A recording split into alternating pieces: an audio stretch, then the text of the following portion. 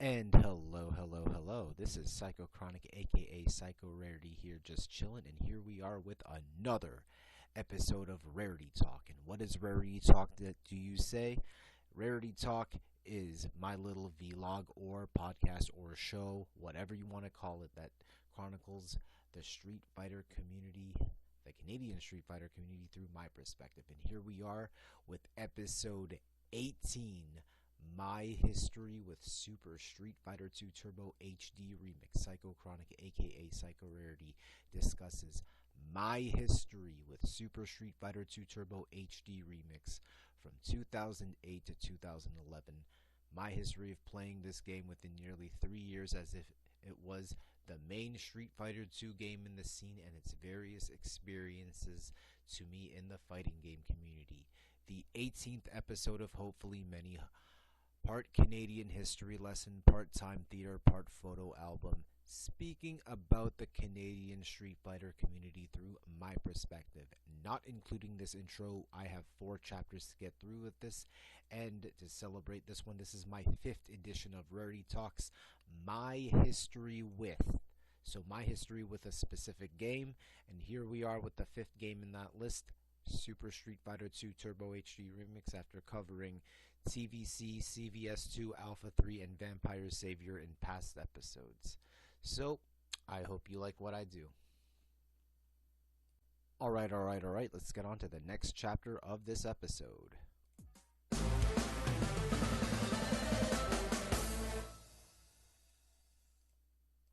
Alright, part 1, November 2008 to December 2009.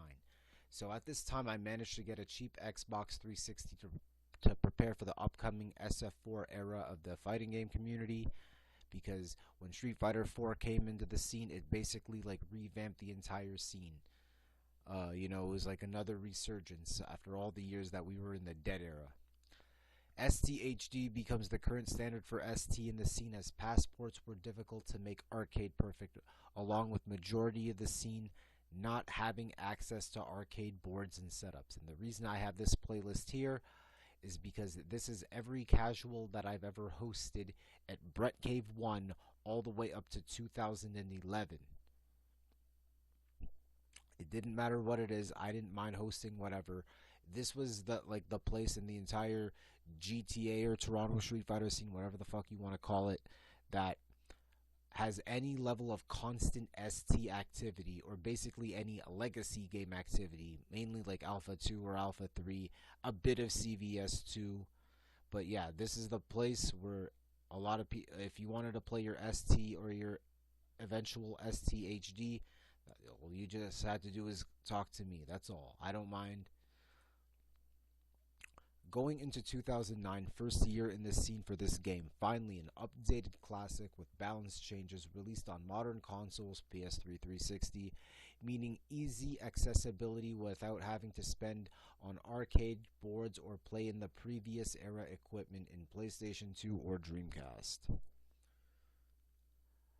Hopefully this game can introduce new players, older gamers, or even the upcoming Street Fighter 4 players into the scene. New challenges will be experienced, as this Street Fighter 4 era is almost considered a resurgence in fighting games, but hopefully you can use your knowledge of the OG era into this coming commercial era, and somehow top players can rise from this. Alright. January 2009.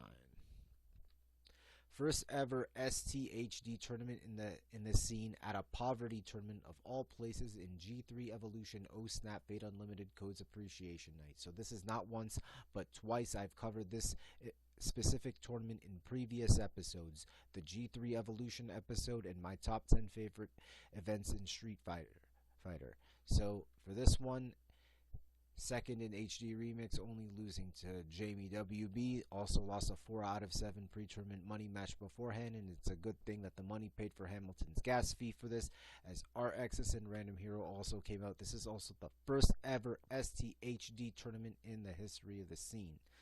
So I'm just gonna skip on all. I'm just gonna watch all the way to the grand finals. This one, yeah, all right. It's the grand finals. Grand final. grand finals. Jamie is Chun-Li on the left, and Brett, Psychochronic, is Bison on the right.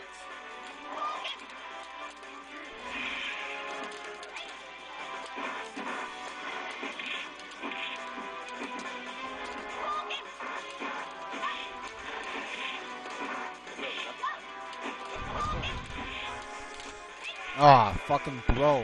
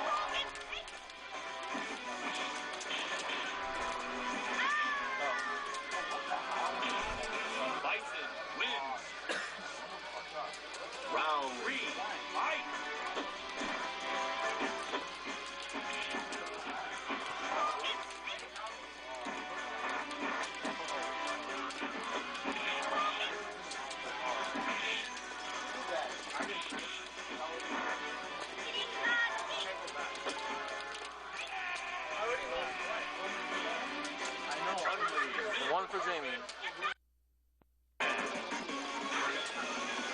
Round one, fight!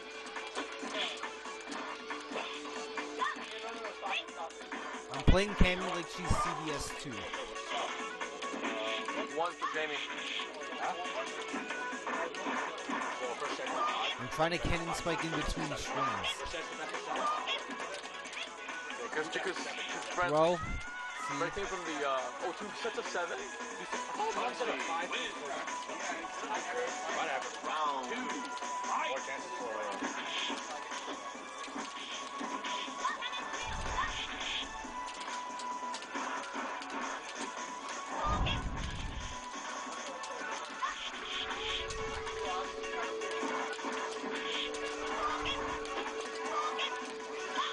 Oh, that sucks.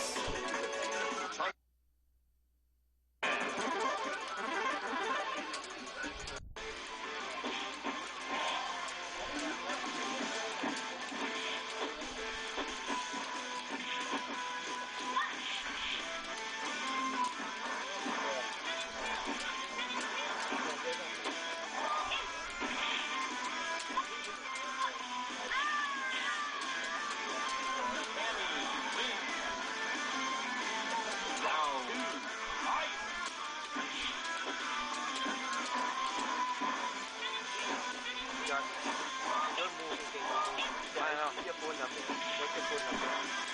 519-304-1100.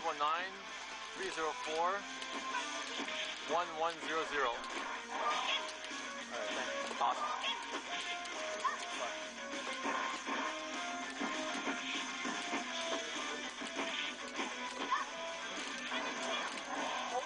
Oh shit. I'm playing her like she's CBS 2. Chun-Li win! Round 3, fight!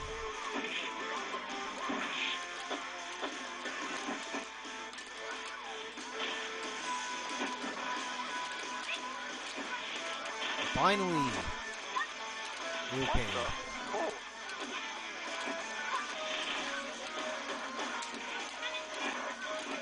Not super. There you go. Finally. At least one win. Round 1, fight!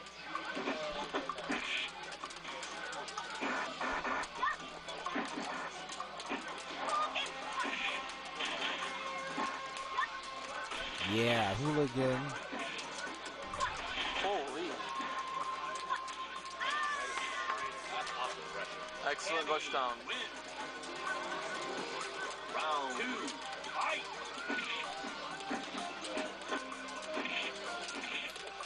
I'm trying to thrust kick. Why? Okay, fine. The cannon drill at least. High, low hooligan. Neutral jump roundhouse. I fucking hate that. And then you get tick thrown. Chun-Li win! Round 3, fight!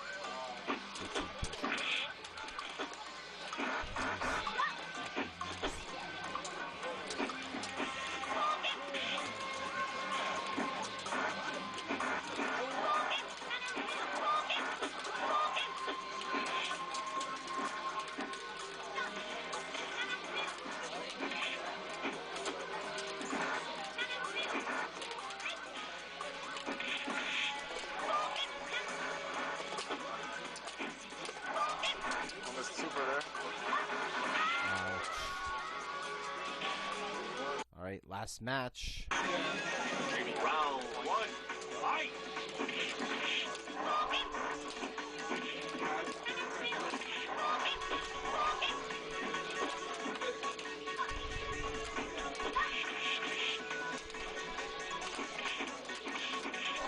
Nice. What the fuck? Wake up, Super. Huntley wins. Round two, fight!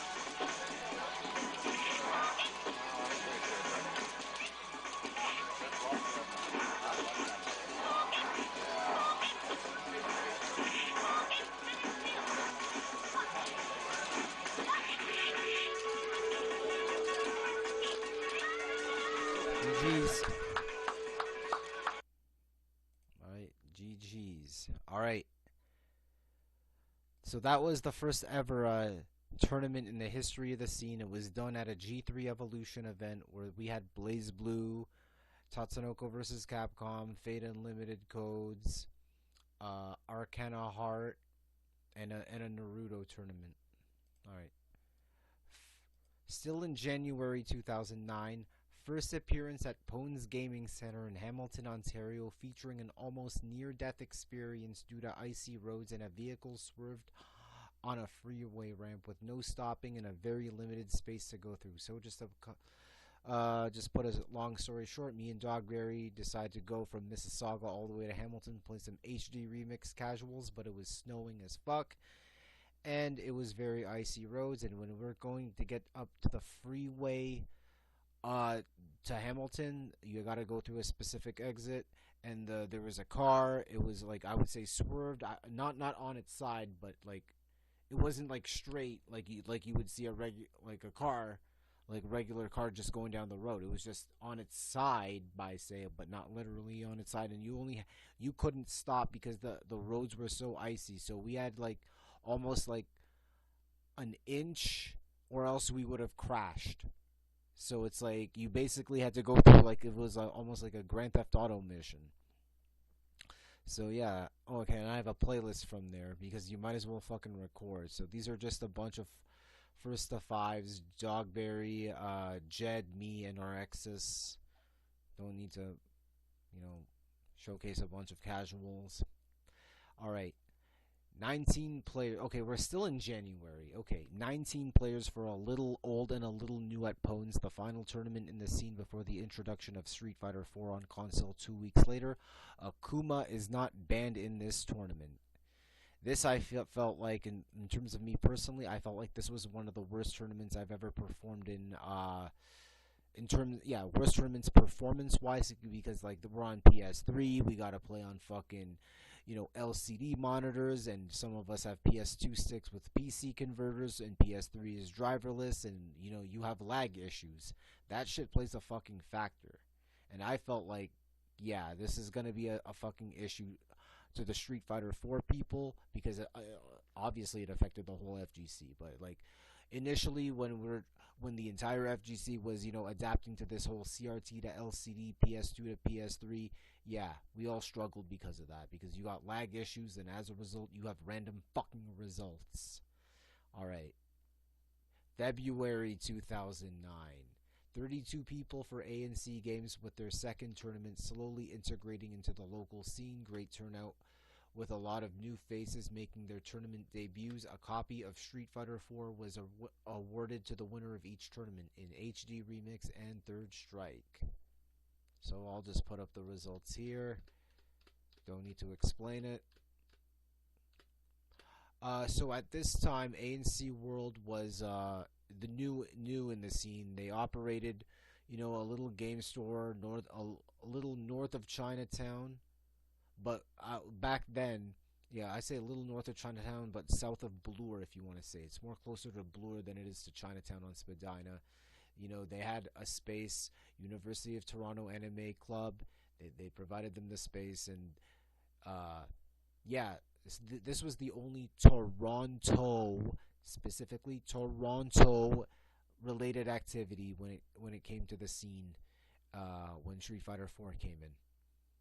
And a lot of people really weren't keen with ANC at the time, because it's like, oh, yo, they charge people a fucking venue fee, but they get the venue fee for free. They give away gift cards as prizes, and they give away gift cards and games as prizes. Fuck that. Like, nah, man, they're a fucking business, man. Like, you expect them to run these tournaments for free? They need to make something. And, you know, you agree to enter this tournament. You agree that you're going to win a fucking gift card or a joystick or a game. You know what? So, that's just, like, a lot of people weren't really keen initially with ANC. But at the time that they were the only place for tournament activity in Toronto. Still in February, 21 entrants for Let the Battle Begin at Pones, which also acts as the first Street Fighter 4 console tournament in the scene. Akuma still not banned in this tournament. And here I am with a 4th place finish in this game, and Random Ray for the second tournament using Akuma. Fucking scumbag ass motherfucker. March 2009, 16 players for Let's Pick Up the Pace at Pones. Not every tournament in the local scene had STHD, because, you know, the scene was going through its Street Fighter boom, but at the same time, you don't want to overkill the scene with activity of there's a tournament every single week. At this time, yeah, everyone had to take every scene took the initial overkill of, yo, let's host a tournament every single week. HD Remix really wasn't as featured as much, but, you know. May 2009, 11 players for the weak lose and their strong win at Pones. 3rd place finish also in Street Fighter 4. Yay me, Jet07 with his first tournament victory. Perfect warm-up to Montreal Annual Tournament 6. So for this one, this is Jet07's tournament victory after being in the scene for nearly 3 years, because G3 Evolution started off in October 2006. So I was very proud of this. Okay, I got second, that's fine, but I was very proud of this because at least I know someone I helped won a tournament. Montreal Annual Tournament 6. 8 teams, 3v3 for teams. First appearance at the rival major and the only GTA/Toronto in the bracket, and I lost 2 money matches before this. So this is a playlist I want to see. I want to play some of our tournament matches on this one. So the team is myself, Jet07, and Fareed. This is not the playlist.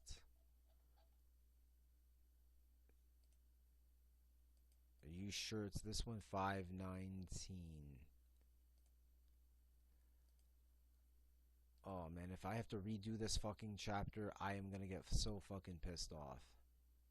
Yeah, you have to. No, okay, you're not gonna redo the chapter, but at least you're gonna fucking find. I got it. Team Psycho. There you go. 20. So it goes. There should be a playlist. There you go. There's the playlist. Okay. So this is our first appearance at MAT, and the one thing is that, okay, I lost 2 money matches. I lost Othello and Smokey, and then Jet07 beat Song in a money match. So, alright. Because I filmed that. So, Team Psycho versus Team Will. Alright. So, yeah, this is some of our matches. So, I wanna watch this. And mad props to RXs for filming this. I just happen to... Get hype!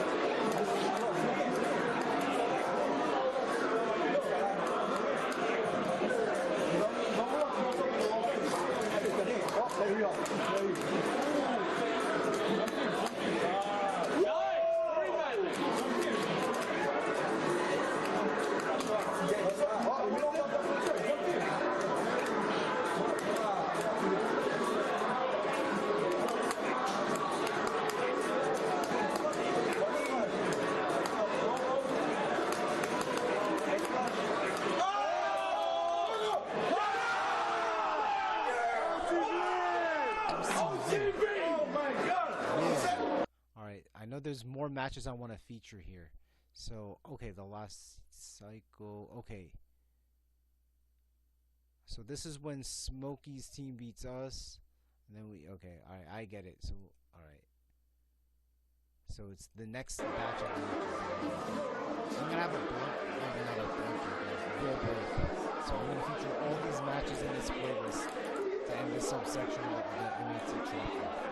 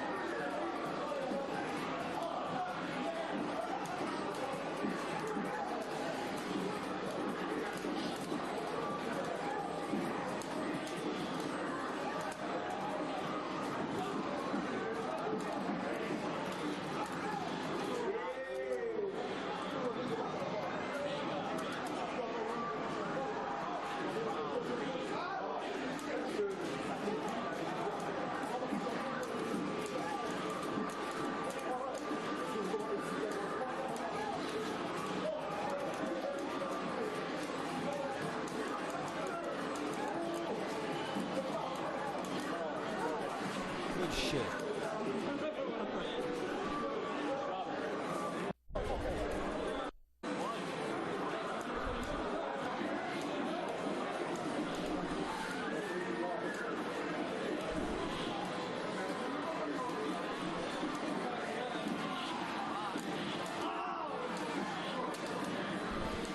I hit with the level 5.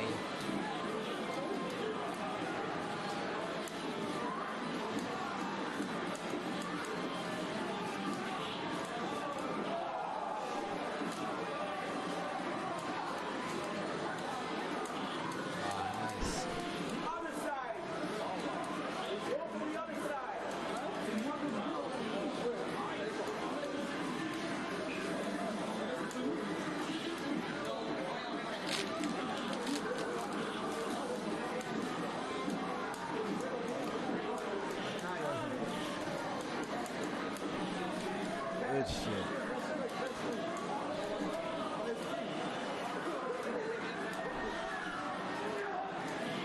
Ow.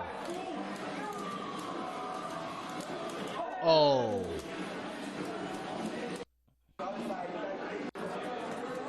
Jet 07.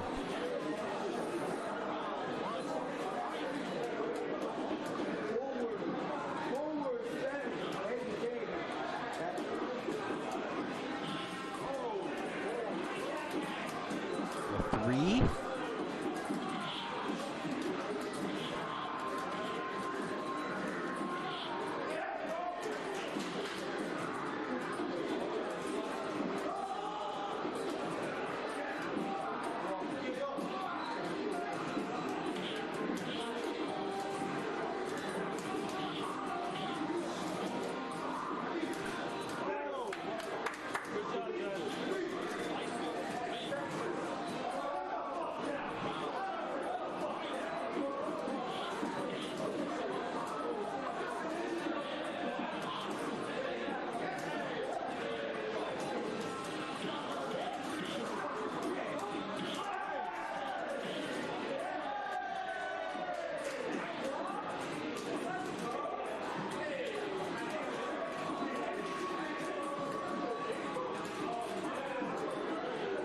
Ooh, nice.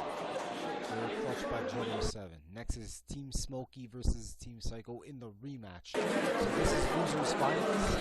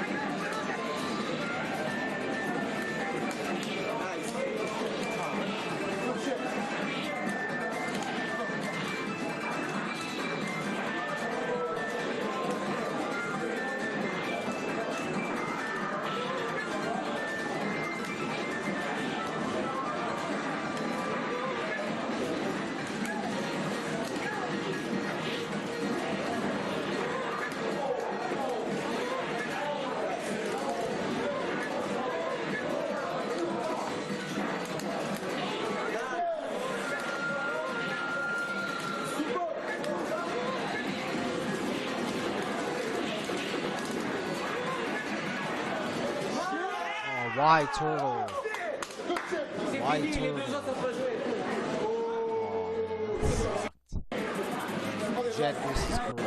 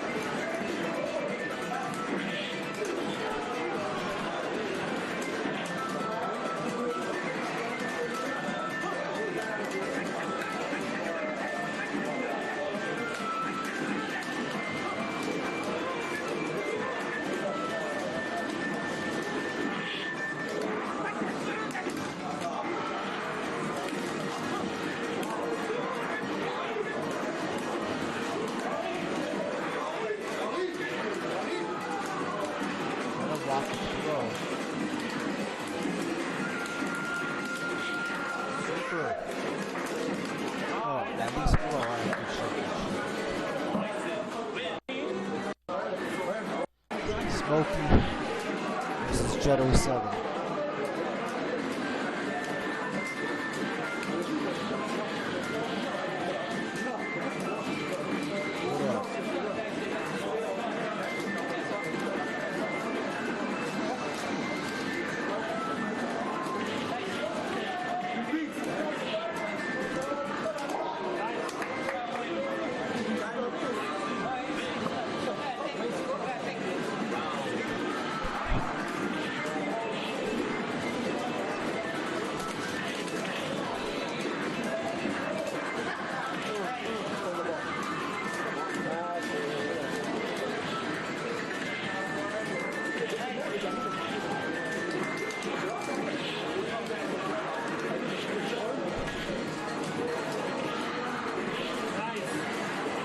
Nice. Locked down. Alright, so it's Giovanni PJ, Med Zero.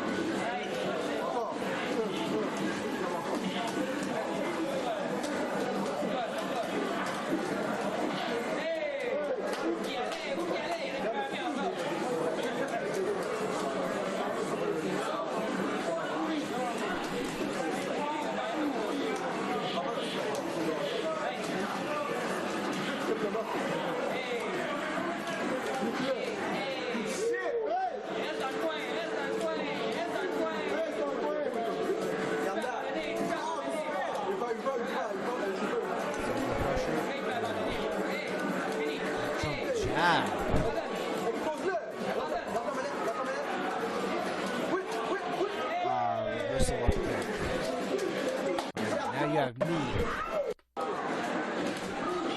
I gotta deal with this pressure. Losers finals. 2-2.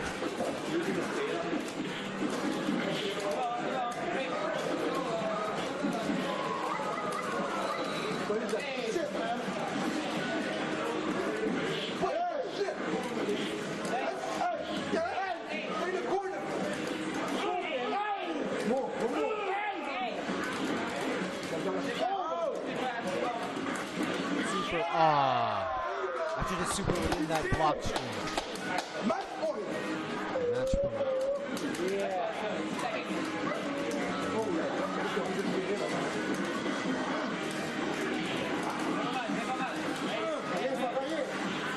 Win this. I can win this.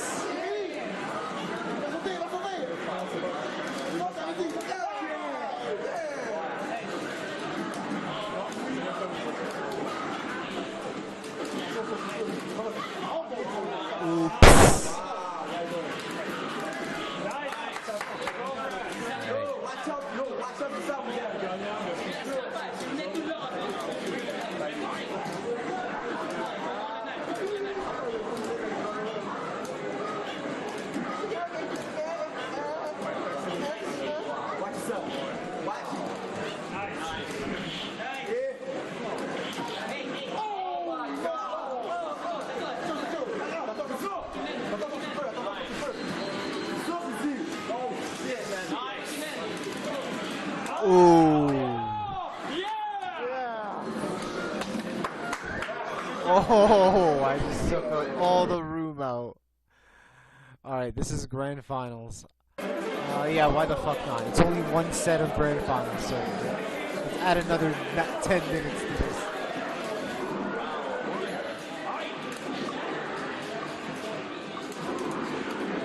Alright, so it's the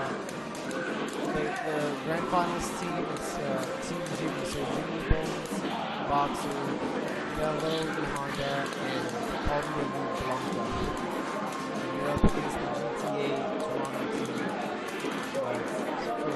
Law, 07, Taylor, and myself,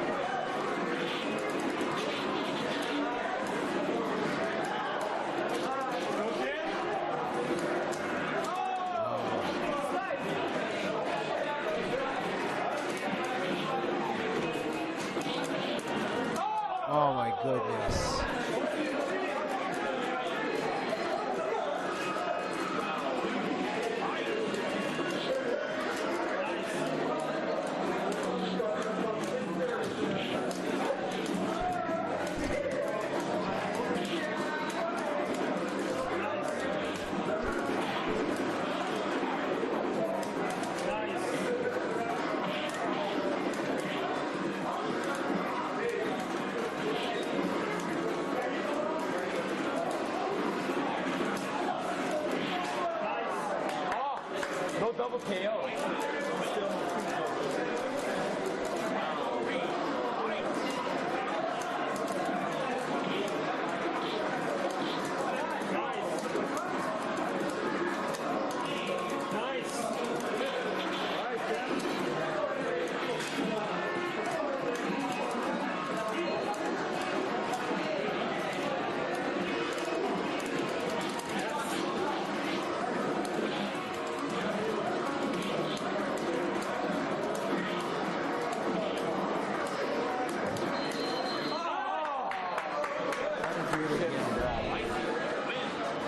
Alright, so it's Othello versus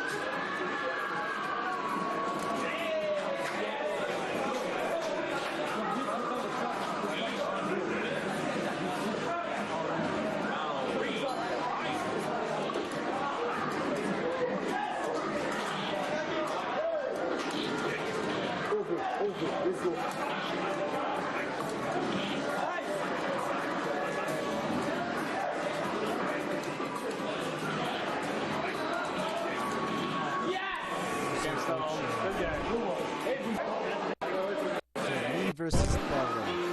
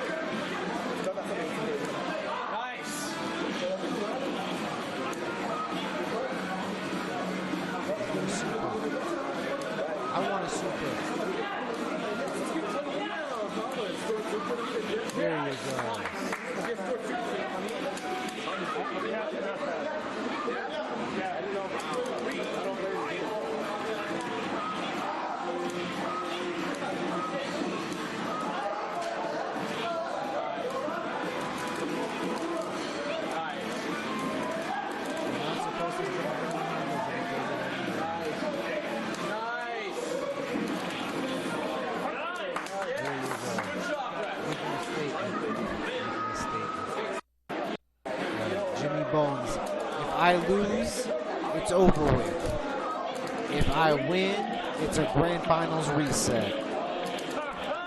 And this is why I hate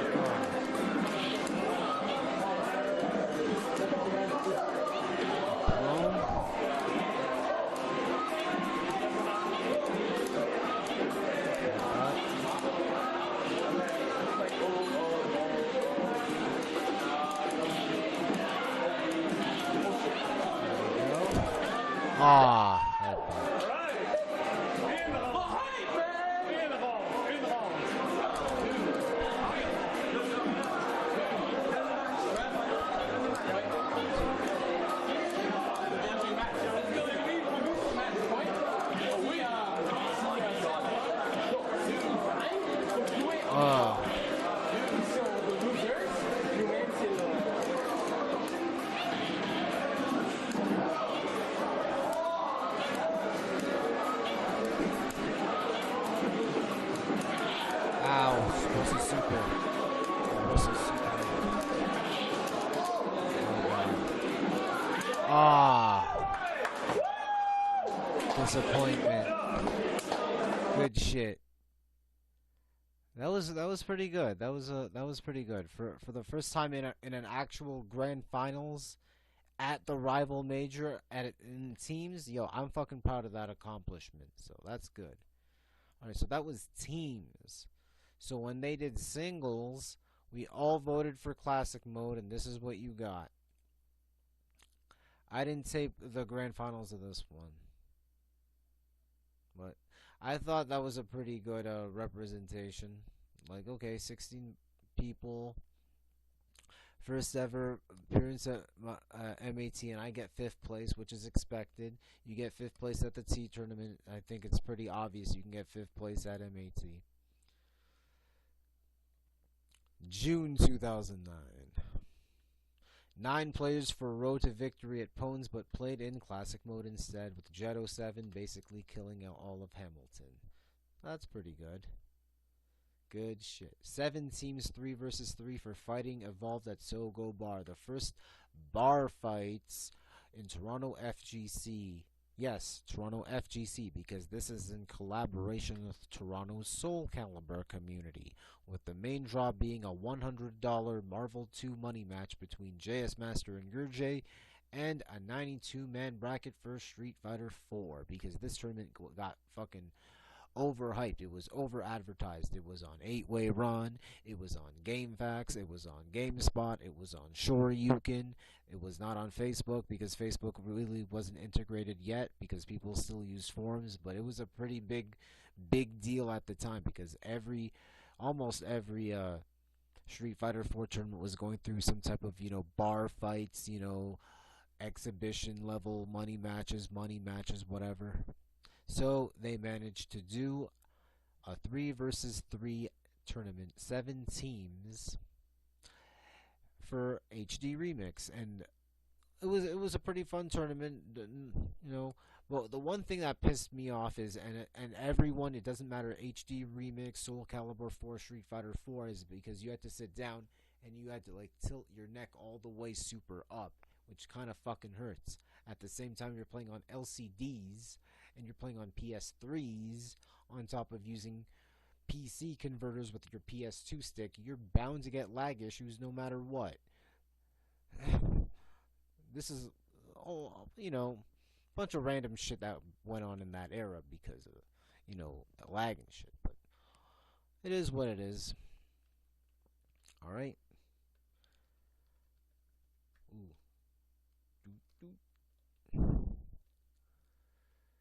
July 2009. 16 players for Battle of True Believers at Pones, one of very few events that have ST and STHD. Well, ST was played on Final Burn emulator in the same event, final monthly tournament before EVO 2009. Now, I remember getting 2nd place in both ST and STHD, but in terms of the scene at the time, the whole scene, the most notable is that this is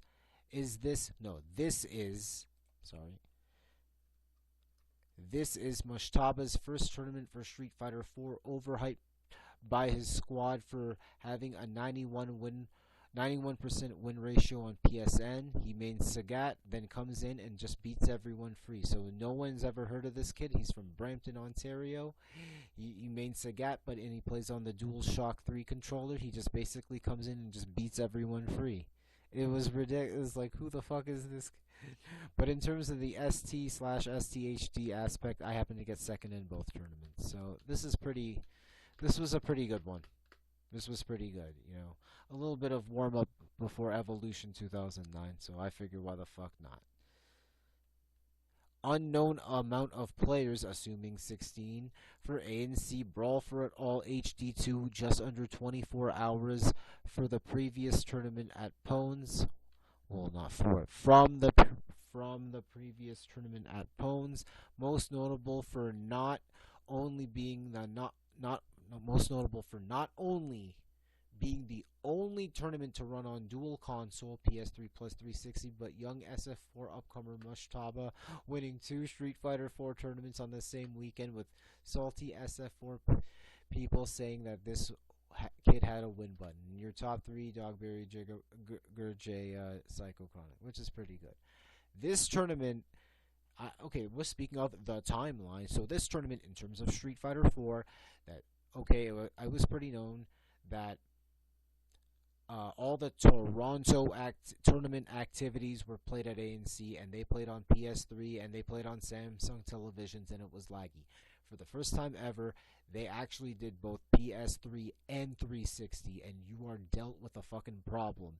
Because in an organizer standpoint, you're faced with a situation, yo, PS3 pad user versus 360 pad user, and y'all gotta rock, paper, scissors, or whatever, figure out some type of compromise on how this can be settled. This is the first time ever, and now we're all the way into September 2022. Never, ever, once have I ever seen this ever happen again. That was the first time. Lesson learned, never run a dual console tournament. Ever, ever, ever. It's just, hardware issues, version issues, lag issues, whatever. So it's just, whatever. But I just happened to get third in this tournament. That's pretty good. Good shit. EVO 2009. First appearance at EVO, 330 plus entrants for Super Turbo HD Remix. Lost to credible East Coast OGs in Pete Talley and Mike Creek. 4 players from each pool, 16 pools, qualified to top 64. And this is your result, and I will get the playlist because I want to play my matches from EVO, and I have not seen this shit since. So, my matches with Pete Talley and Mike Creek. That's all.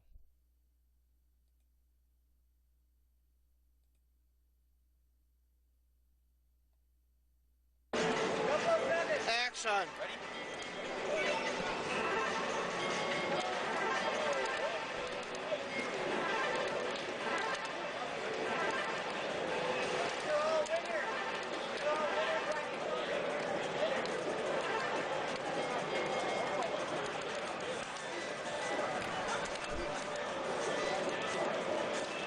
Oh, nice.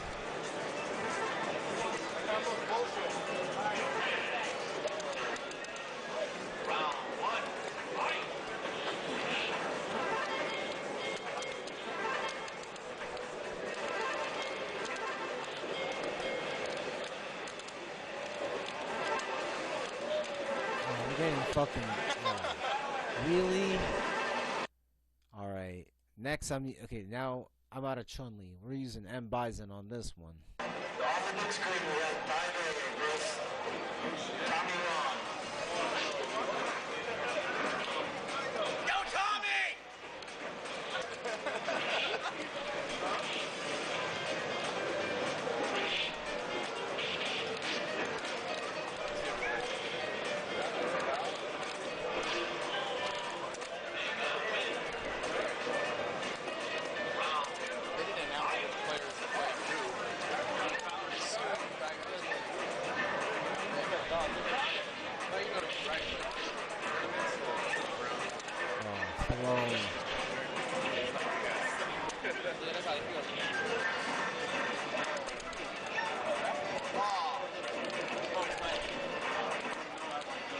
POD? Yes. Green ball. POD. I finally did a touch of death at EVO.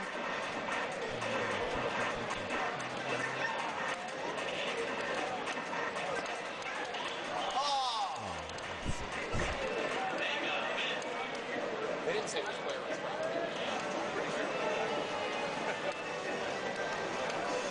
No, John Chai.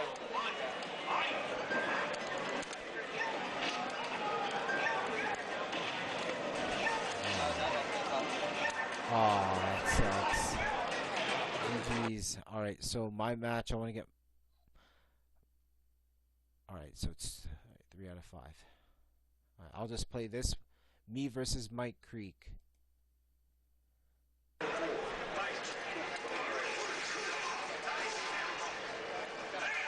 You can't jump in on camera.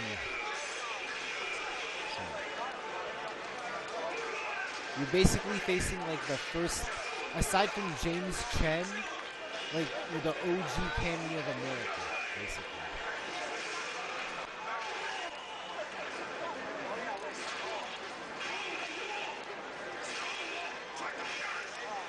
Oh, sucks.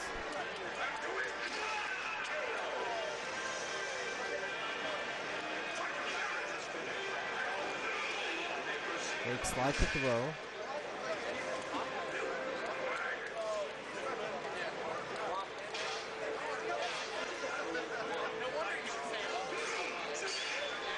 You Psycho. Okay. I was gonna say he's gonna cannon spike.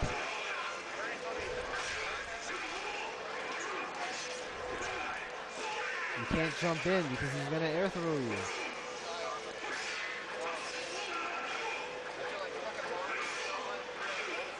Okay.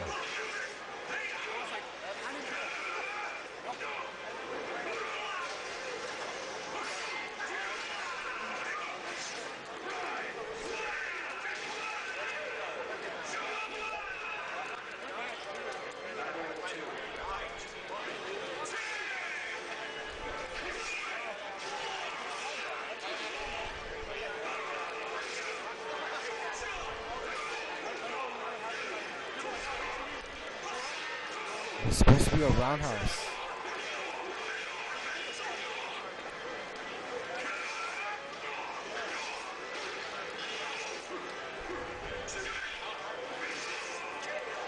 Oh my god, I dropped it. Oh my god, I had that in the bag.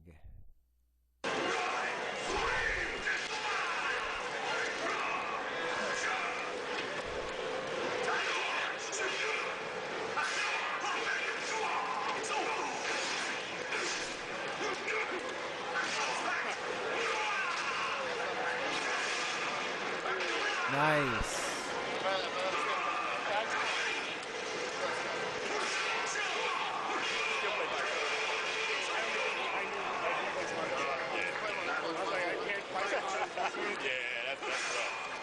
Smart move.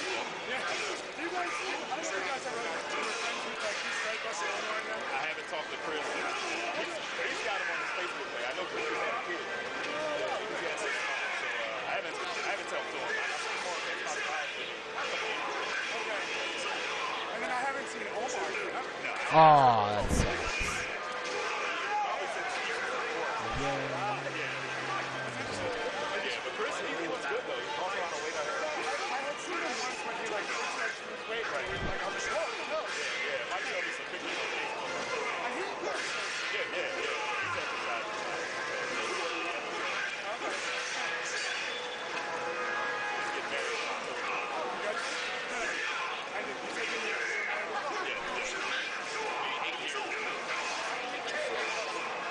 Oh, you got him. I'm sorry.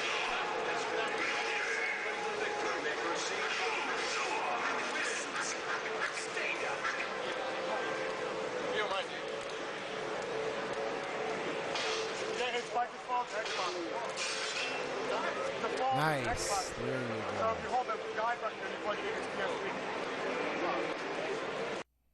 Alright.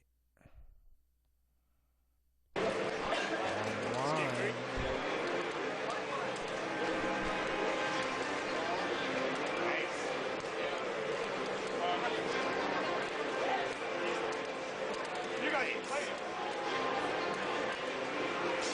Oh, here it is.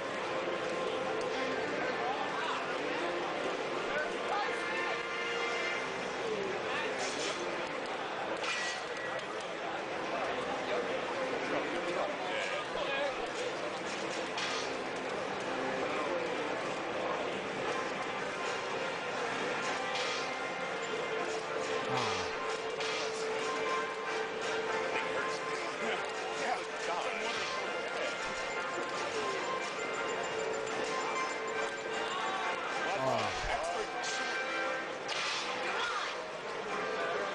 Got no choice but to rush down and I get thrown.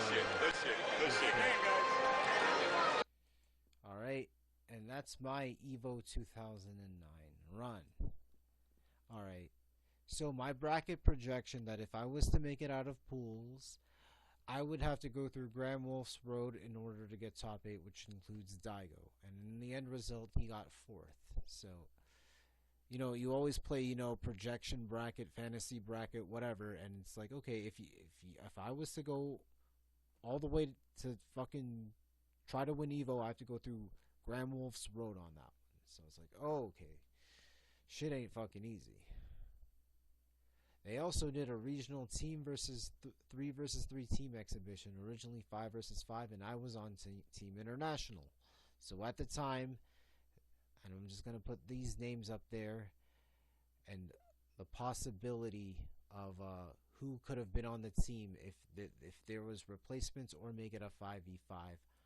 Because at the time, Thello didn't really know the scene that well. Reinhardt really didn't care. It was just an honor to have another international player. Why the fuck not? And it's like, well, these were the players that were at Evo. I don't know if DJ Fragilis was at Evo, but these were the 3 players that were at Evo. And should one of these 3 not go, I already had any of these 3 set out. So this is going to be interesting. I want to watch my matches in this exhibition. So NorCal versus International. Alright, so I want to watch all my team's matches. So this is Serlin versus Reinhardt. Okay. NorCal versus International.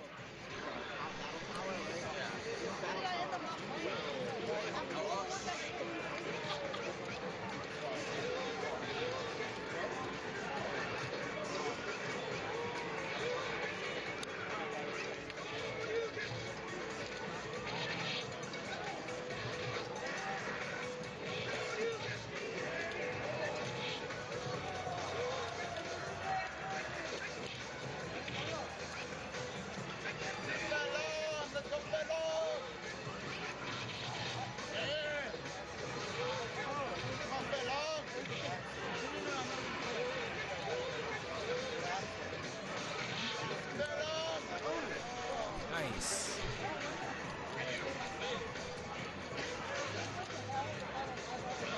Really? Serlin's gonna take Taylor on the whole thing? That's awesome.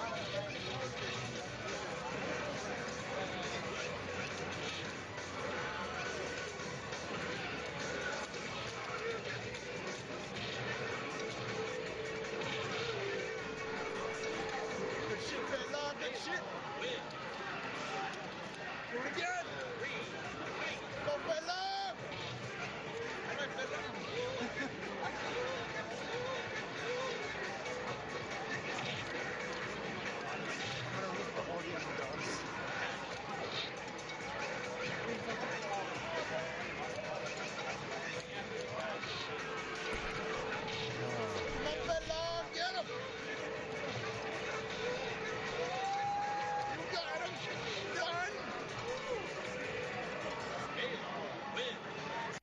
Alright.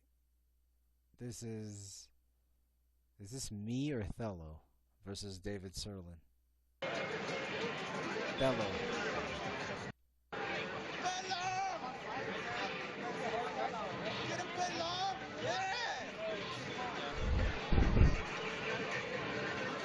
On paper, this is supposed to be a bad match. Honda beats Fei Long.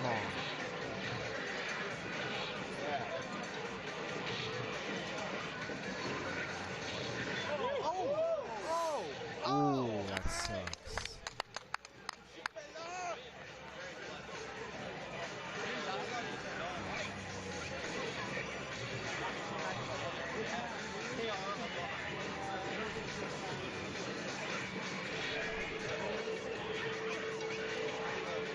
Super.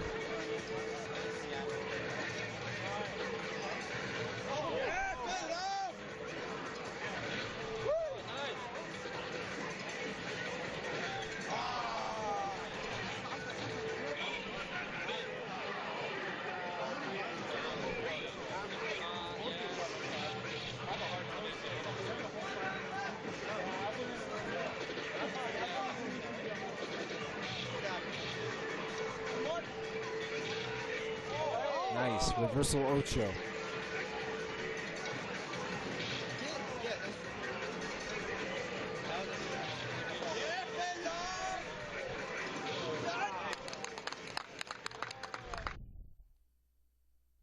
"55 seconds. Me versus Serlin." Oh, you gotta be fucking kidding me. Alright, let's see. NorCal versus International, game 3. NorCal's up 2-0. Yep. At this point, I did not feel like using Chumley from after the tournament. So here, I'm using M. Bison throughout the entire way.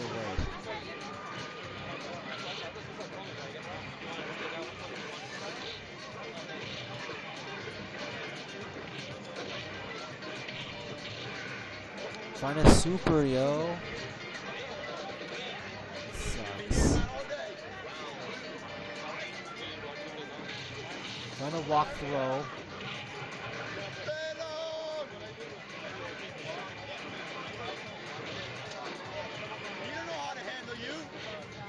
my god. Trying to fucking throw. Serlin OCB's the International. Alright, so next is... What is the next international?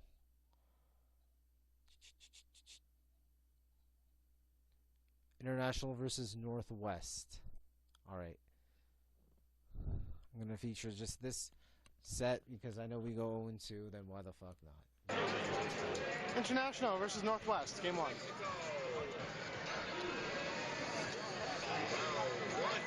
Wait, this is... Yeah, BBH. Okay, Reinhardt.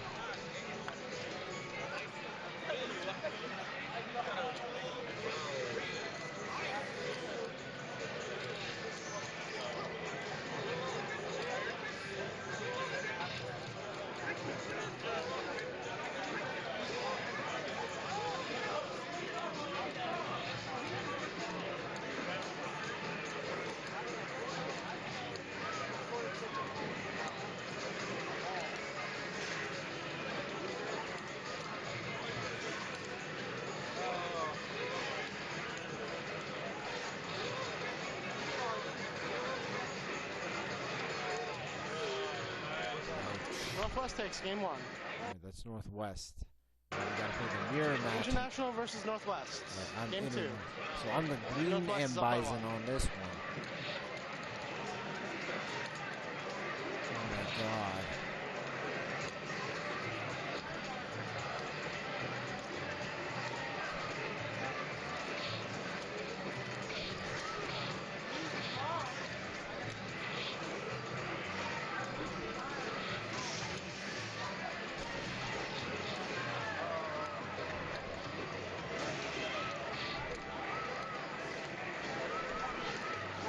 There you go.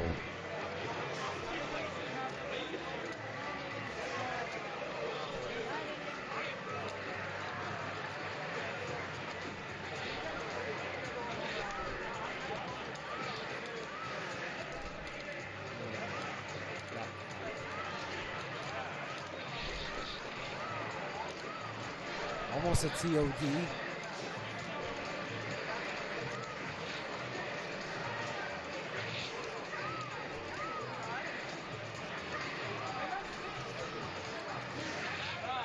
Nice.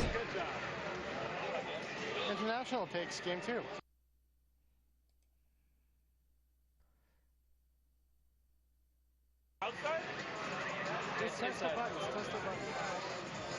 Cole? Alright, I gotta face Cole. He's in the Northwest team.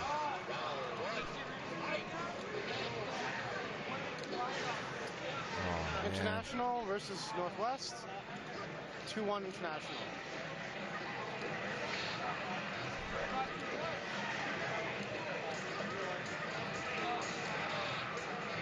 Tied up at 1-1 actually, isn't it?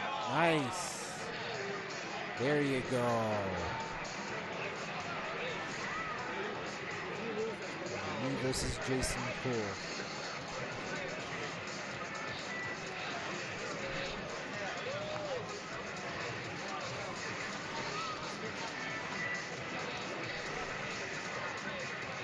Nice. Jason Cole.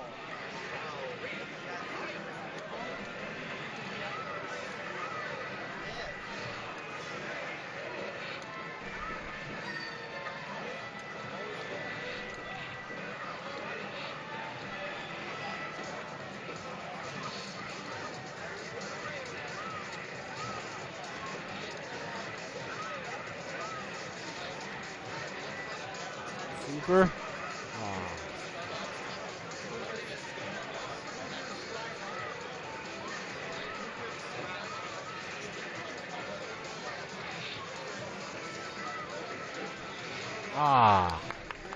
Northwest takes it. 2-1 North. Fellow versus Jason Cole.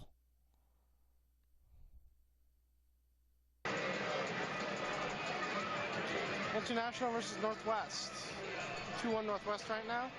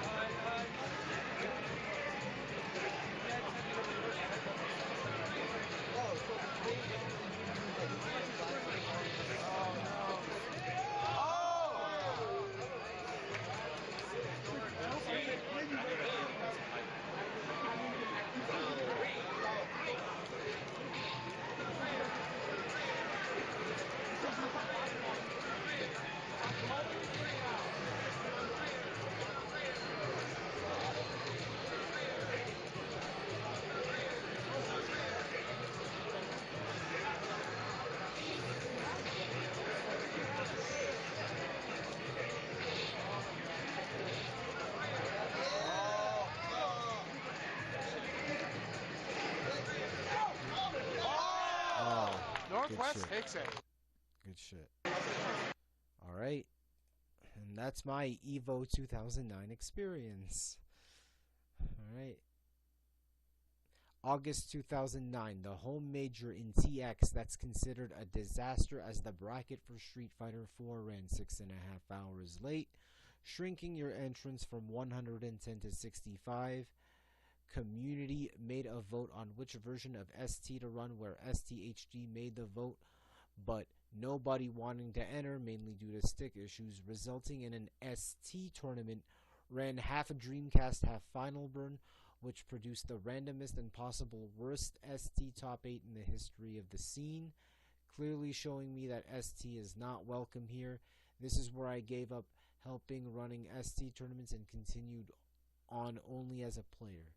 Tournaments don't fucking run on time, and Toronto Street Fighter don't give a fuck about ST or STHD, because, well, when your scene is, at the time, 8 years old and you're entering the new era of Street Fighter 4, yeah, and your scene kind of starts off as CVS 1, Marvel 2, Third Strike, and not really much of the legacy games before that, yeah, I think it clearly shows a sign, yeah, the scene don't give a fuck about ST, so, okay, whatever. 8 players for G3 Evolution Infinity Hype 1 final tournament ran by G3 Evolution, also my first tournament win in the scene. Alright, so here we have a playlist. I just want to watch only the grand finals of how I won my first ever fucking tournament ever in the history of the scene. I remember this.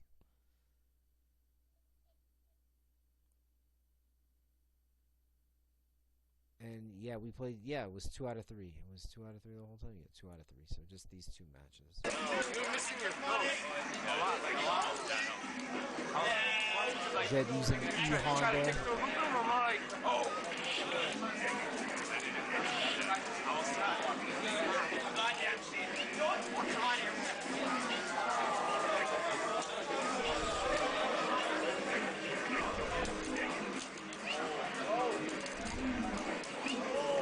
Ooh, What a throw.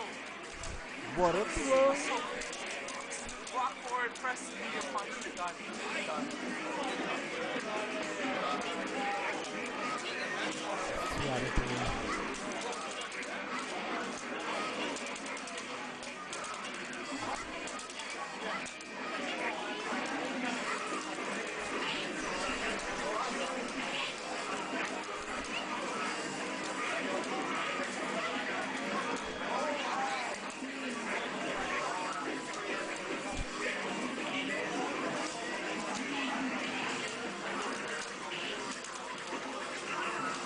Nice.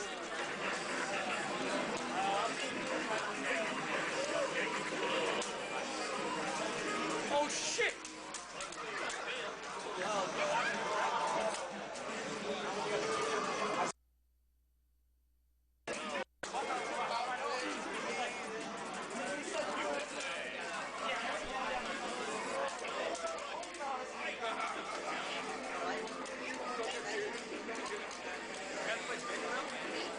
Yeah. Must be counting after a rematch. I know. Oh shit! Oh. Nice block, nice block. Oh, nice air throw, throw. nice throw. Oh, that's gonna cost you, that's gonna cost you. That's gonna cost you. Jed 07 with the claw pick. Tournament point, Psychochronic. Nice move.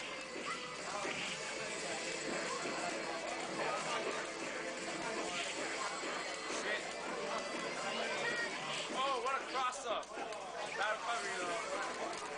Oh, throw, it's so dirty. What a whore. Oh. Oh. Oh, head stop. Yeah. Yeah. What a whore.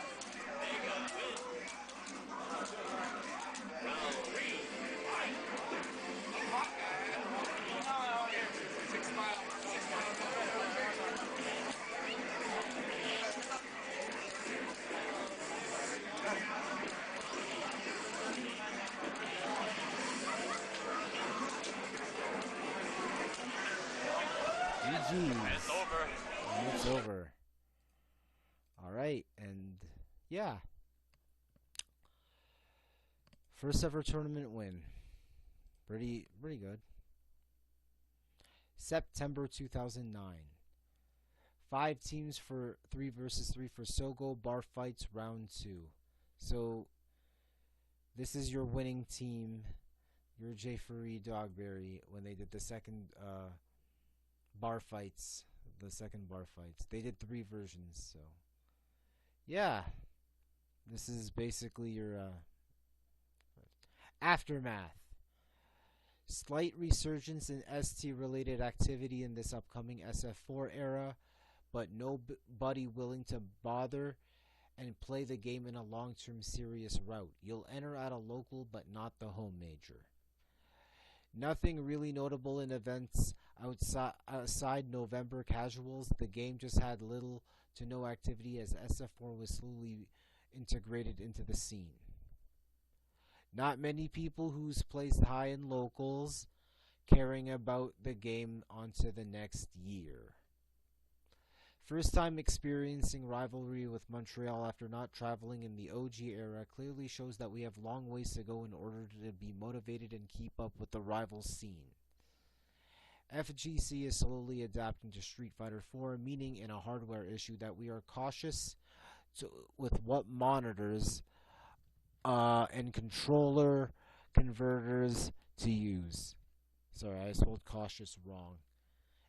To use in events and to prevent lag issues. So yeah, so out of this little aftermath thing, just based on the local scene, it had its fun in the sun. You know, it had all these older players coming back just to play the game in the modernized era, and yeah, they won't enter at the home major. And then when we get to the next chapter, most of those people never returned back. So yeah, you get your chance to finally travel to the rival scene and actually place good, second in teams and fifth in singles. You got to enter the game at Evo, and you finally won a local tournament. So that's the end of that chapter. Yeah, it was a pretty long chapter, almost an hour and 25 minutes. So yeah. All right, this is a pretty good episode so far. All right. Let's get on to the next chapter of this episode.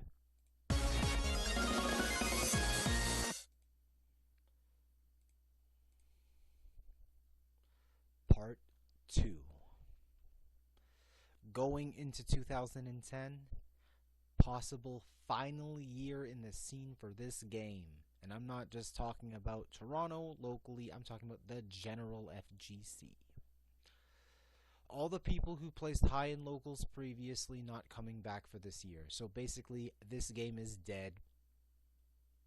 Jed07 will be the next top player in Ontario, and I'm saying that in a long-term perspective in comparison to everyone else that didn't bother to come back. March 2010. 7 players at Waterloo fight on. Excellent turnout for a Waterloo monthly, as Street Fighter 4 had 33 players and TVC had 12 players. Me getting 5th in both games along with 2nd in STHD. So it's basically Jed07 versus Waterloo featuring Psychochronic. So this is the second time that Jed07 has won a tournament where everyone in the bracket is of the same city or featuring one special guest. So he did that first in Hamilton and then second in Waterloo. So at the time he was a rising player. He was like the rising player. Sorry, let me just edit that. I was supposed to add this bricks. Boop. There you go.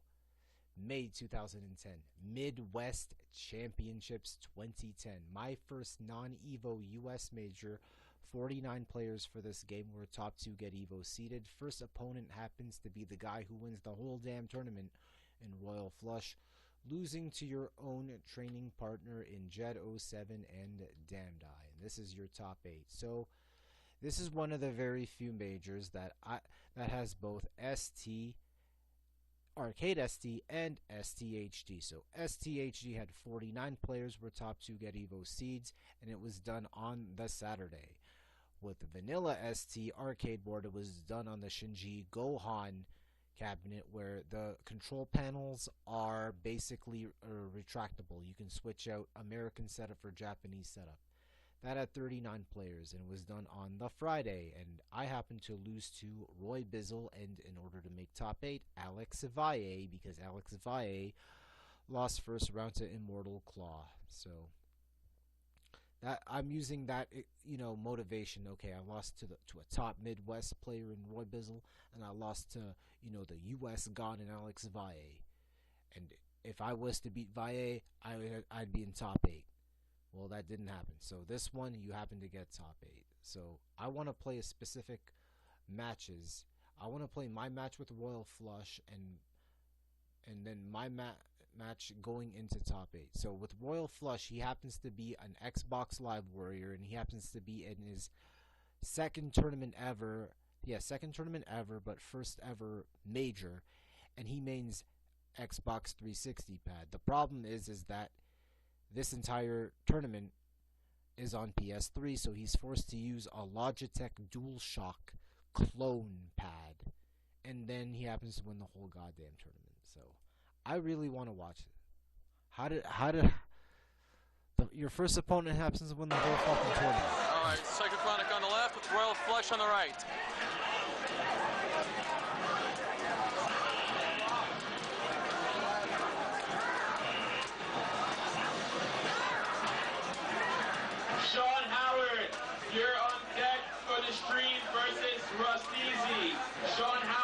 Steezy, you're on deck for the stream.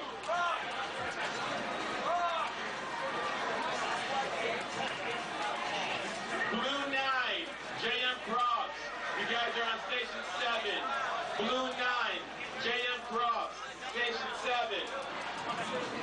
Yo, what?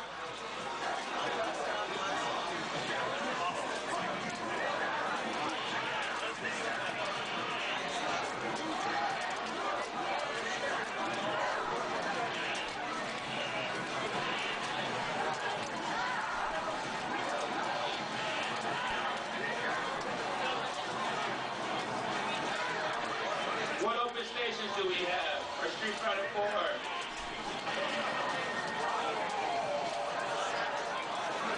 Blue 9, Nice. JM Cross, you guys are on 7.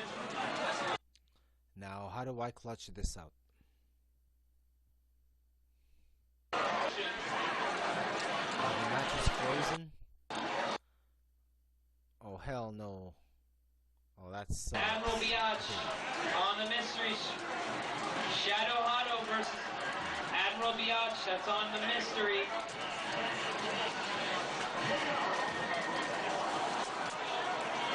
It's a little desync, I can tell. I can tell. Station 6 for HD Remix. Chachi and Alright. What the hell? Oh my goodness. Oh man, if I just have to skip. Okay, I'm gonna wait. If. Alright. Might as well take it. Alright, it's a little grainy, but, you know, that's YouTube.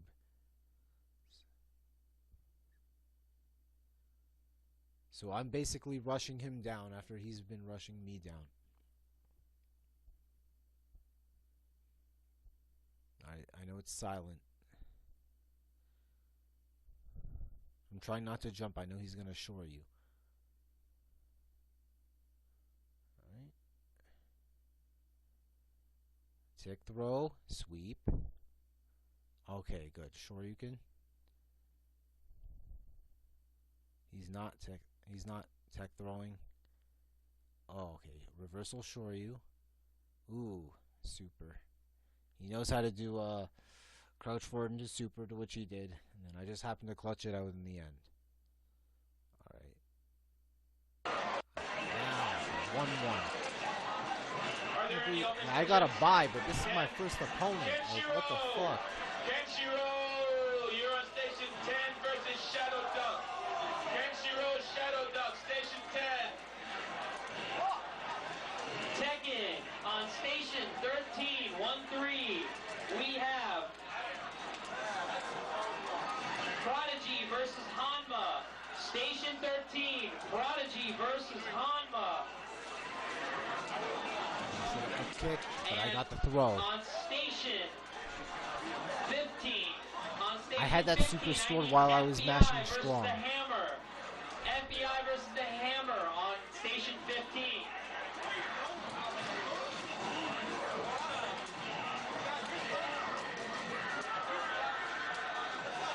Oh. Throw right. Okay, reversal DP. Admiral Biatch and Shadow trying to Hado upkick to him. mystery game. Admiral Biatch, Shadow Hado to mystery game. Neither of you are there, so you will both be disqualified soon. Nice try, buddy. Alright, so I have other matches I want to feature out. I go through Grog. I like Pete. Okay, so with Hado King specifically, he's also a local of Chicago, online warrior. I think he plays on PSN, and he's Royal Flesh's training partner. So I have to beat this guy to get to the top 8. All right, Psychochronic on the right, or rather on the left, against Hado King on the. No, wait a minute, I'm fucked. It's too late. It's too late for this shit, man. Yeah, I know. This is Hado King.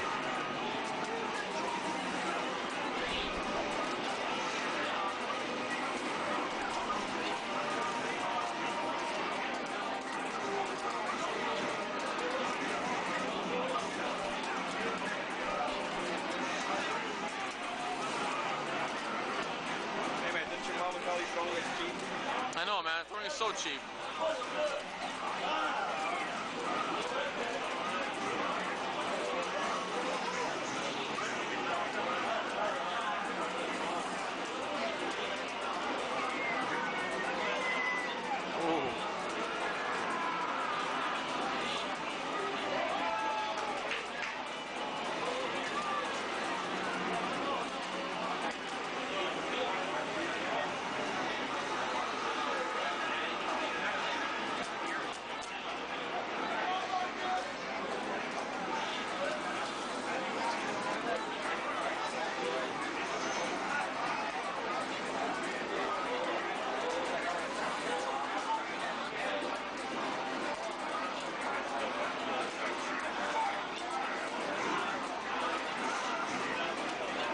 shimmying.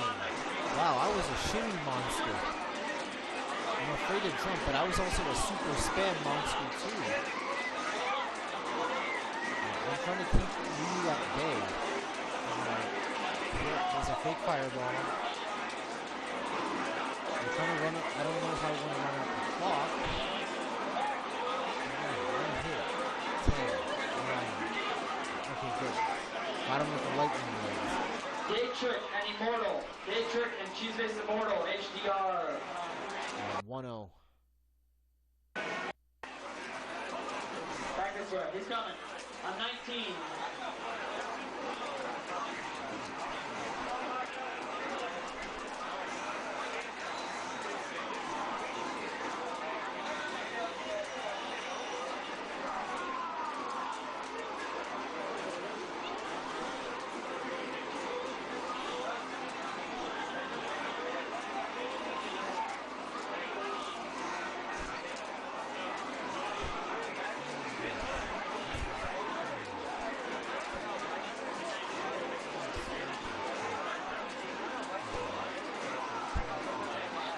Oops. Got you.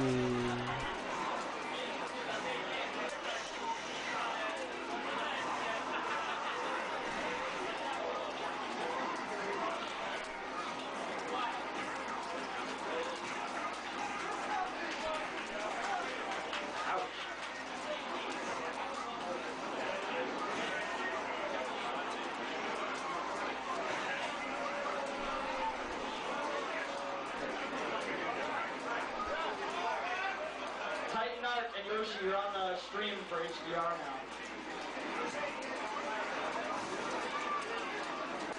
It's like he has it buffered. It's like he has his Shoryuken buffered. Stay where you are. You're playing JJJ. Where's JJJ at?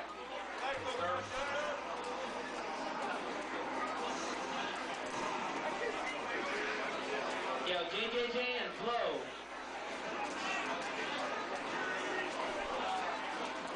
Really?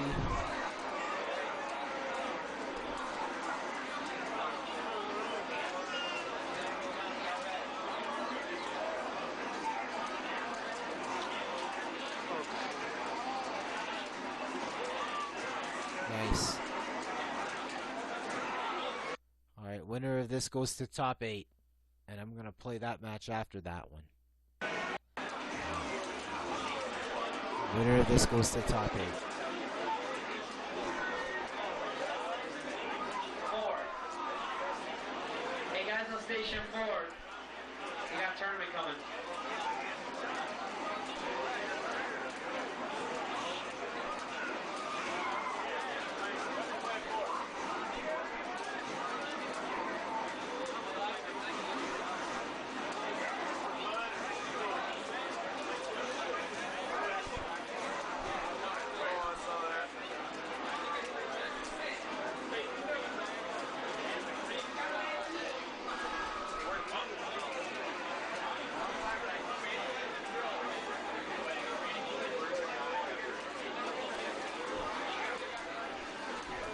How are you going to win this? Okay, you're keeping Ryu on distance with sweeps. He keeps trying to do fucking cross up Tatsu when you wake up. Just block it.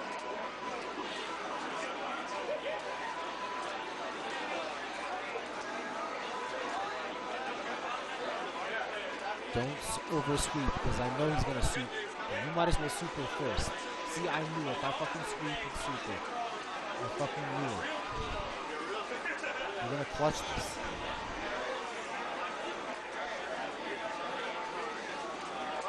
Shimmy, throw. Alright. Alright, clutch boy. Let's see what you got.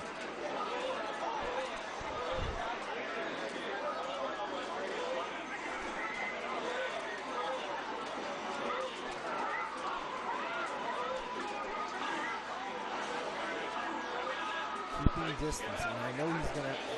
There's a DP to be buffered, and you gotta watch out for fake fireball.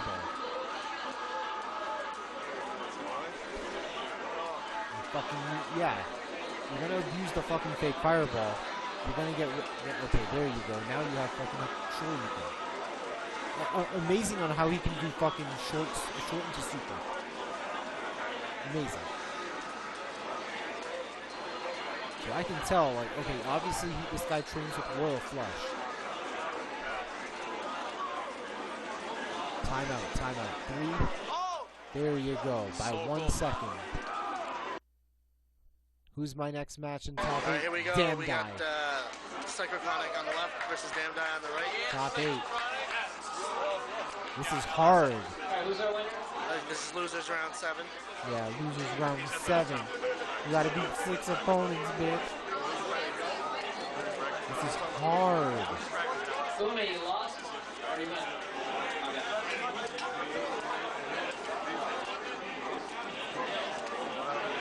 You can't. He already has that all nailed into a T.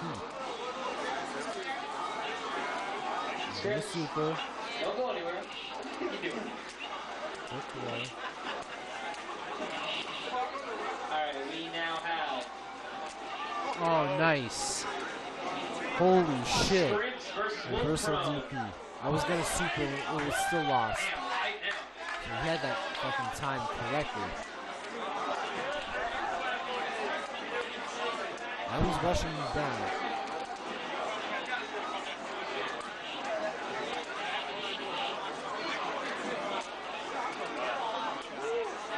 Nice.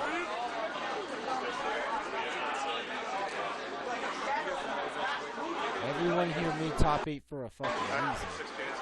Yeah, frozen and playing the halfway mark.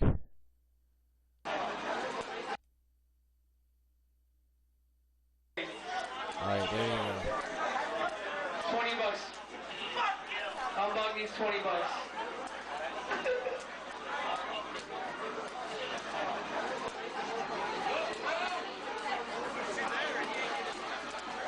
We need to use that street webcam. Just be like.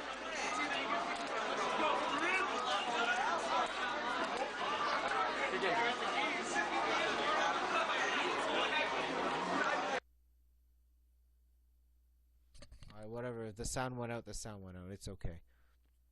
That's YouTube for you. Reversal DP. Throw. How's that? Whoop.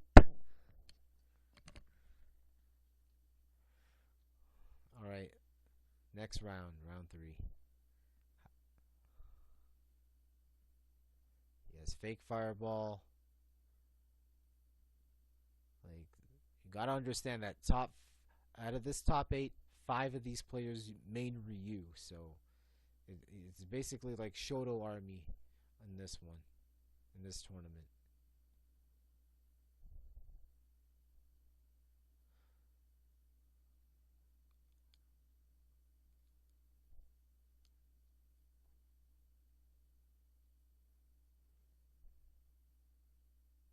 Fireball game. Yeah, trying to get in close. Trying to tick throw him because he has crouch forward. 12 seconds. You have no choice but you can't. Yeah. Dead. GG's. Alright. So that's Midwest Championships 2010. So that's my first non-Evo US major. Another note, Jet07, 1 match away from top 8 because he lost to Alex Valle and Royal Flush. And I managed to get top 8. I had to go through Grog, whoever was in that Grog, I Like Pizza, and Hotto King on that one. So basically it's like stacked. Montreal Annual Tournament 7, so the same tournament. I mean, no, the same month. The same month. Third in teams 2 versus 2, but a disappointing performance in singles. I think 2-2, losing to Ganajin and Song. I also forgot the results aside top 3. So, I just want to play. I'll just play my matches. Alright, we got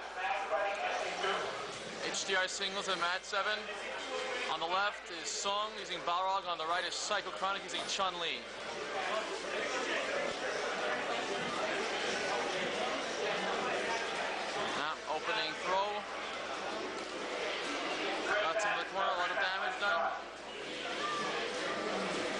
First round of song.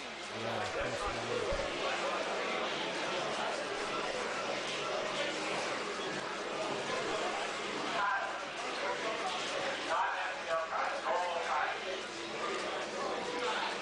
We're gonna keep him away. Charge that meter for super.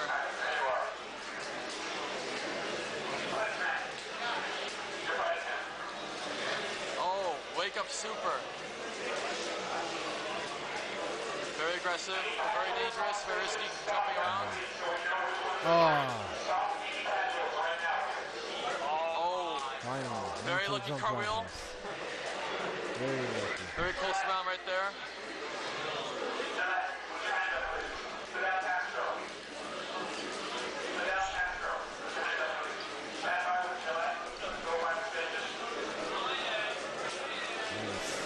Let's have a react after the headstand. Very typical of Song to throw a lot. Fucking, I hate that.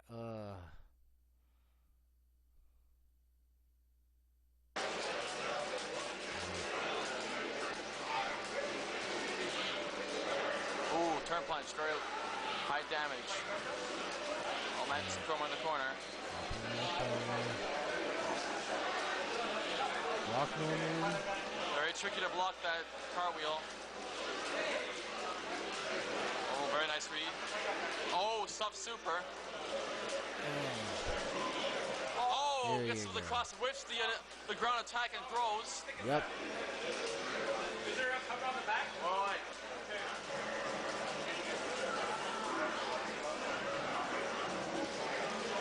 Very nice read.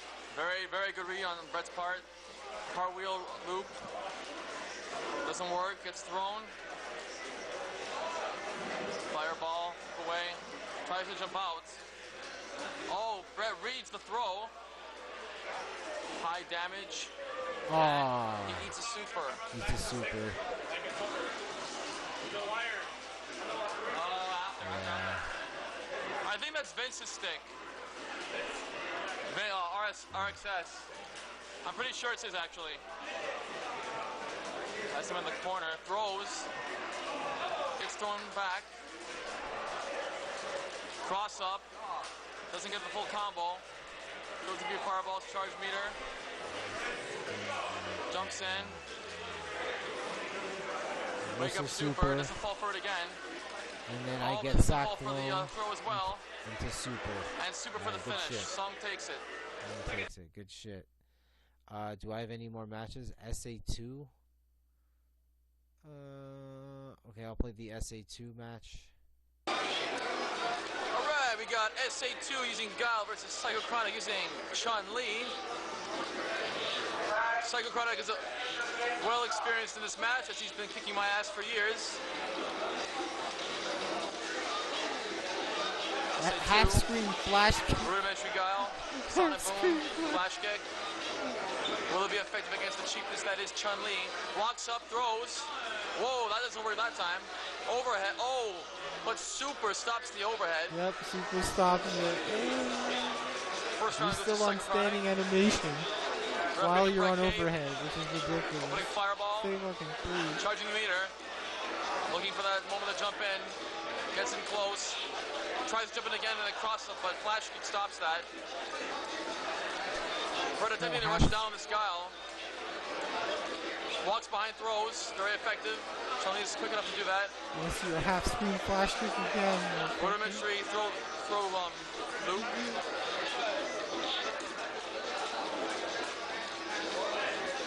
Tries to trick into super. Doesn't work. Both about even at this moment. Oh, that didn't work out well. Tries to cross up, nice. but gets thrown. Second round goes to SA2.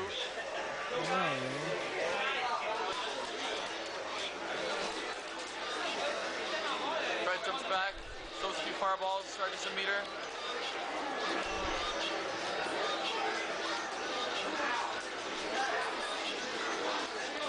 Full meter, jumps in the fireball, goes in the cartwheel loop. SA2 apparently doesn't know how to block. Oh, he blocks it. Super for chip damage. Typical of Brett's strategy. SC2 attempting to jump in and close the gap. Jumps into a fireball. But now has super again. Yeah, super again. SC2 must be very careful now because Brett has super. Cartwheels. No, flash kicks out of it. Brett wastes super. Yeah, I'll wait super to get out of the corner. And now, 10 seconds remaining. Brett has a huge lead. oops. And Brett takes the first game.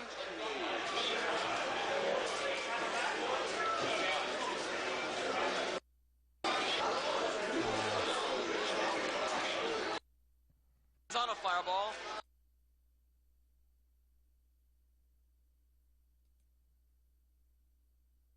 Alright, there you go.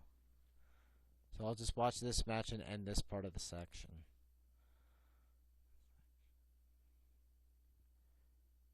I want to see your half screen flash kick, Guile. That's just hilarious when he has a half screen flash kick.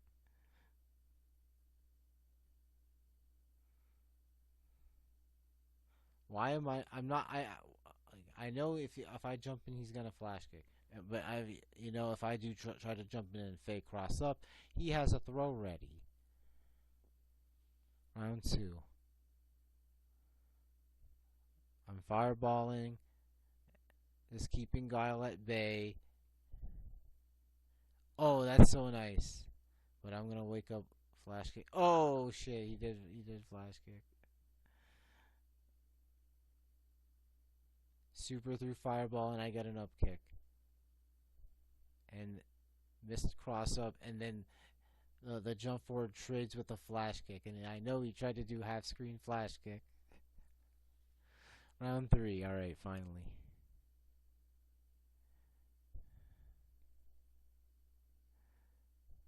Throw. Reversal kicks.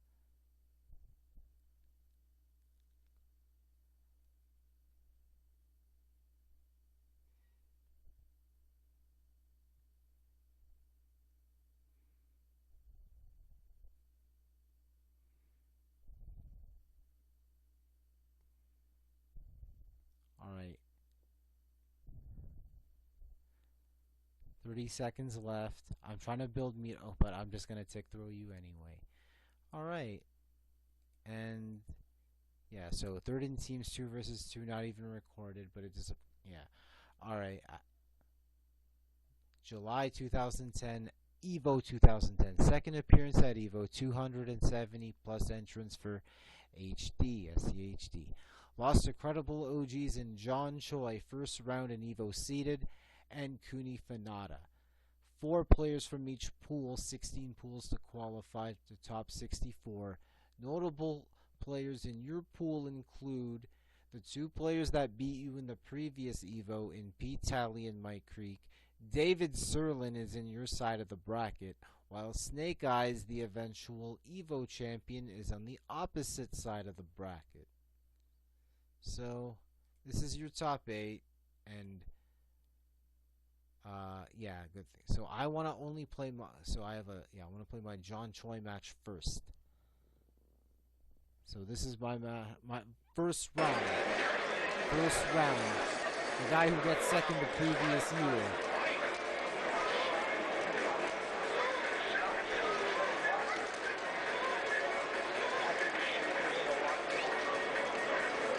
I'm like not giving a fuck at this point. I need to rush you down, man. Nice. Super. Done. I just felt like I had to just rush him down. Like, you can't just play scared.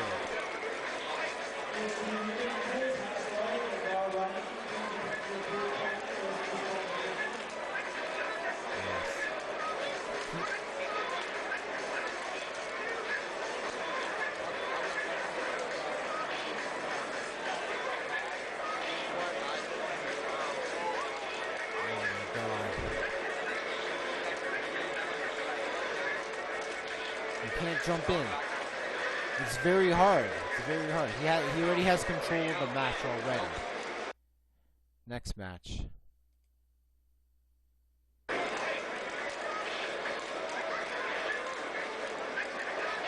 At least you're not getting perfected, so that's fine.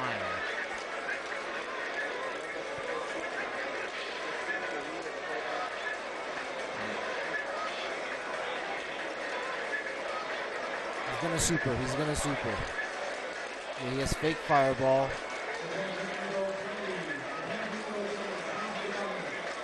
I want to super through his super. That's what I'm thinking of at this point, and I can't do it.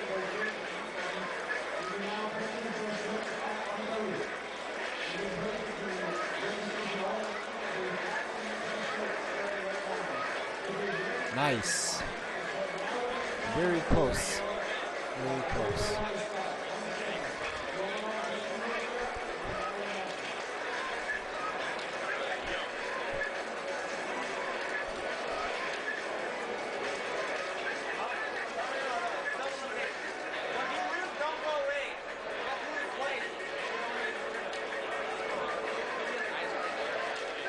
Nice. GG's. Alright, what else do I have? Me versus Gridman. Me versus Kaneda. No, I want the Cooney match. Alright.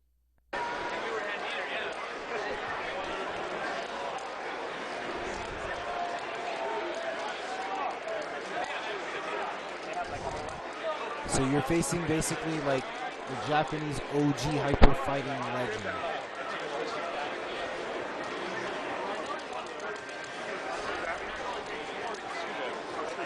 I'm challenging. Why am I? Like, I'm tick throwing him.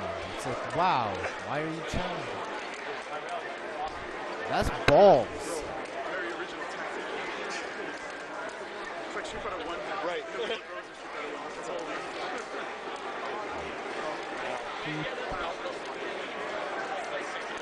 Nice. 80% down. Quit now. Tick throw. But I walk into his spinning pile driver. How dare you try to kick me?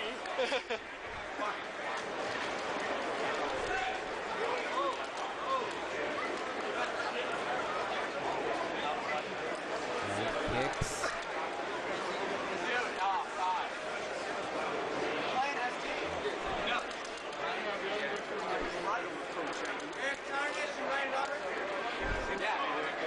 I'm keeping him at bay. It's like, what is, the instant he goes in, it's, you get it. Dead. Take the hit pile driver. I like that one. You get out. That's not good. That's not good. That's not good. Not good. That's it. You can't run. You I can't can't run. I'm trying to run. 1 minute. Electronic equipment.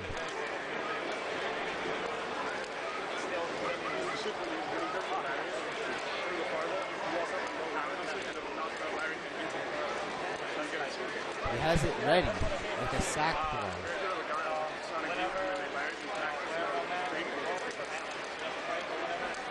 Now you have super.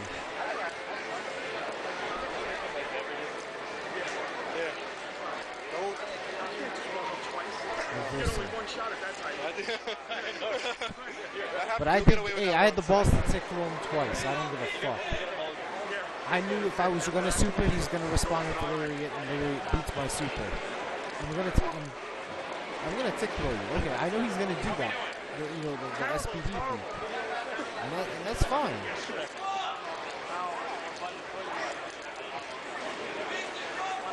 Reversal SPD. Yes. Right, don't do that. That's it. Okay, done. GG's. It's an honor. It's an honor. Additional notes from EVO 2010. Additional notes is the top 2 Hamilton players in Random Ray, RPG V2, and WB in the same EVO pool. And you cannot account everyone's exact geography because I had JS Master in my Super Street Fighter 4 pool. So when you have the 2 best players in Hamilton and possibly the entire Toronto scene in the same pool at EVO, yeah. Jay Wang was 1 match away from qualifying to top 64, only losing to Damdai. Jet 07, 1 match away from qualifying to top 64, lost to Afro Legends and Evo Anon. Another casual highlight is Jet.07 getting an 8-game win streak over NKI, and I don't know how Thello did in bracket. So that's Evo 2010, because obviously I remembered, Super Street Fighter 4, and I did Tatsunoko versus Capcom. So this is the STHD aspect of it.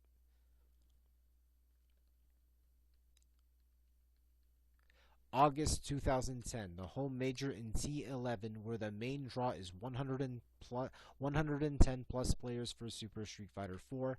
I'm not running a tournament for this game due to what happened in the previous year in TX, as the scene is not interested in this game in the time frame where SSF4, Rules All, and MVC3 is upcoming.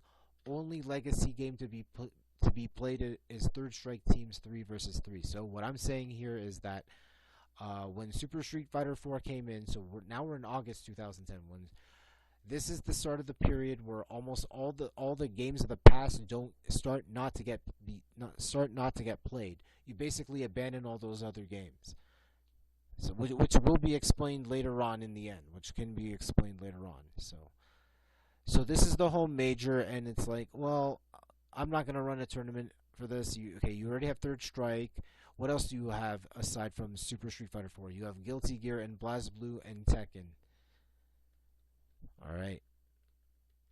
Introduction of Squirrely 309, online warrior from northern Mississauga, 15 to 20 minute drive to my place, who models his playstyle from DGV, but requires a Halo Reach Xbox 360 pad.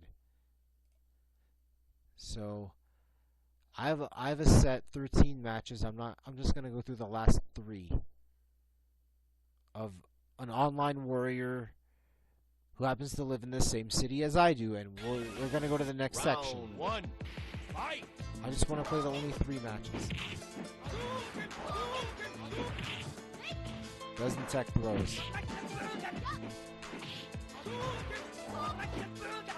Gonna run away tattoo the build meter. Sometimes nice. Block normally. Block normally. Nice. The Brett throw. Chun-Li win. So yeah, Round online warrior from Mississauga, and I want to get this guy out to a session. No, I'll just play one match. I'll just play one match for this.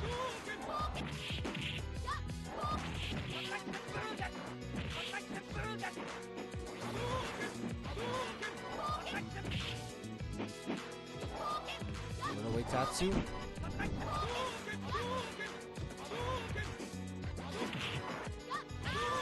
Alright, good shit.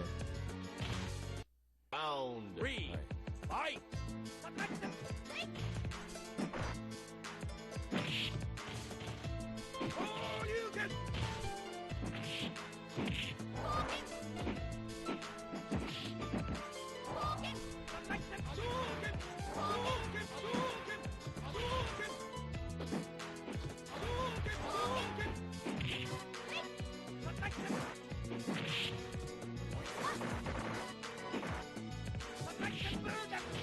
Up kicks.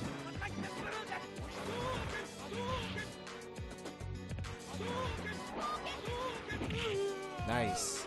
The footsies on the crouch forward versus crouch forward. Alright, so, okay. I think we know, okay, we're going to get onto this.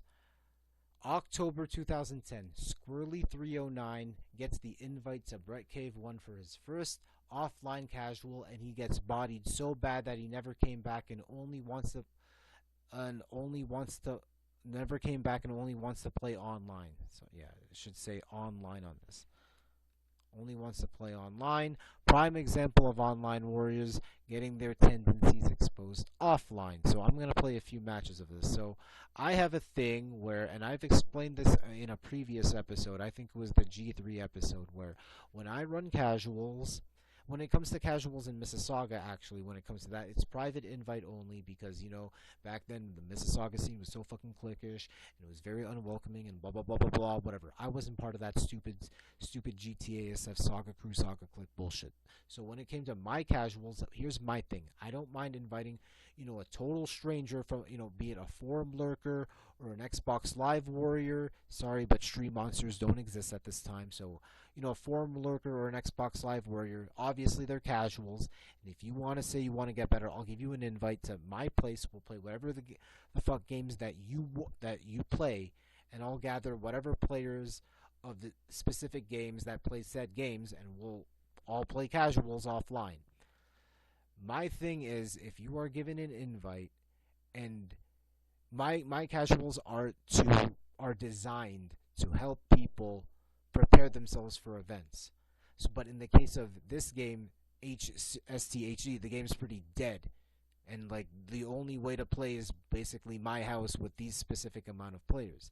But back then, in general, when it came to like Guilty Gears or ST or CVS2 or whatever, my thing is, if I invite you to my place and I don't see you go to a tournament within 2 months' time, you're not welcome to come back to this place ever again until proven otherwise. Because you say you want to get better, I invite you to a casual, which is supposed to prepare you for an offline tournament somewhere in the scene.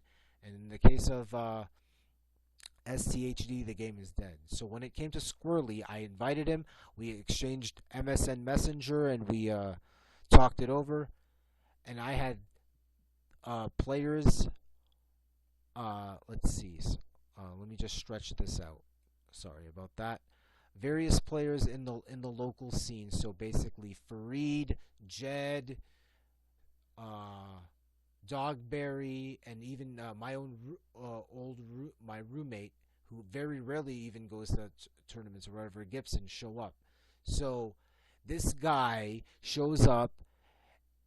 And it's like, okay, you'll see like 4 people outside just to assure that you're at the right address. This guy squirrely shows up in a $60,000 Porsche. Like, literally, like he's a fucking rich-ass motherfucker. It's like, okay, cool, whatever. And, like, we found out, okay, you model your play style against DGV. We might as well just play some of these matches. You model your style, but you need to use, a Halo Reach pad. And like you're an analog player rather than digital. You use the D-pad, and it's just like he never faced competition before. I'm gonna showcase some of these matches. Welcome to your first ever offline tournament, or offline casual, basically, featuring some of the best players in Toronto Street Fighter for this game. So me, Dogberry, Fareed, Jet07, and I wouldn't even count Gibson, but still. So 5 people plus Squirrely is in this session. And I recorded, and we made the guys sit down. Even if you lose, you're going to play everybody. Like, we play each other all the time. We had this set up where you can play us. We catered to you. Round 2, fight!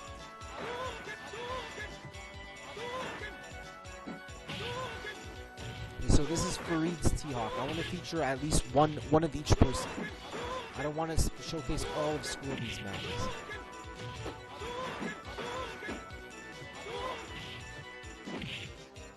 Yes, T-Hawk has a grab animation.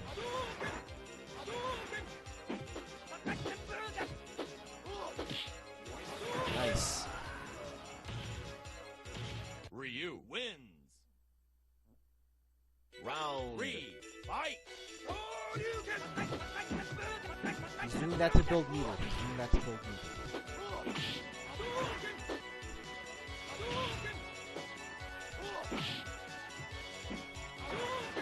Fareed.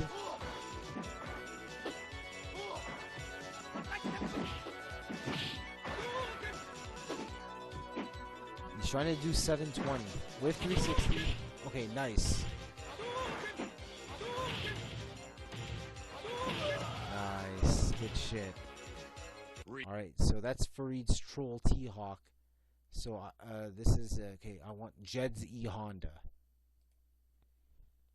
I don't care what the rotation order is.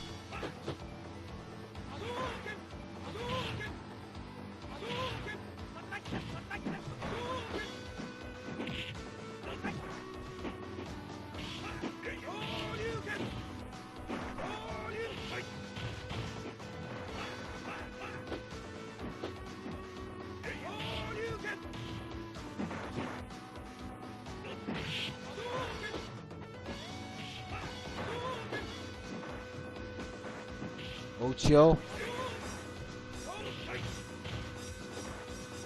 Wow, nice. Like, this guy is pretty fucking solid. Round 2. This guy is pretty solid.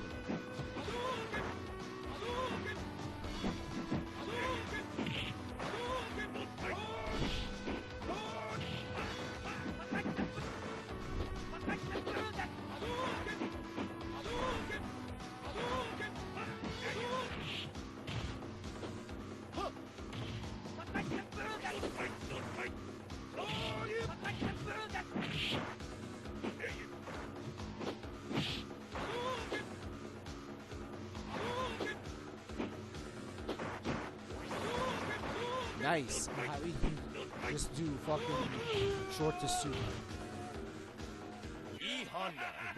This guy has fucking talent. Round 3. Fight. Nice. Right from the get-go.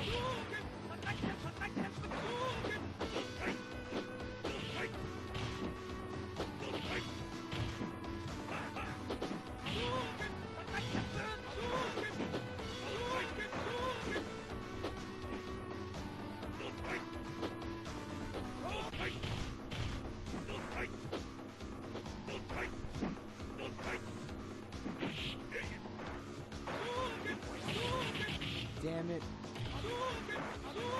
Super. Nice. Ryu wins. So this then how the new kid plays, and he's pretty fucking good. Alright, me. Is there any more squirrely matches? 1. Fight. Damn it. Okay, then I get one more. Okay, after this is one more. So he's facing me.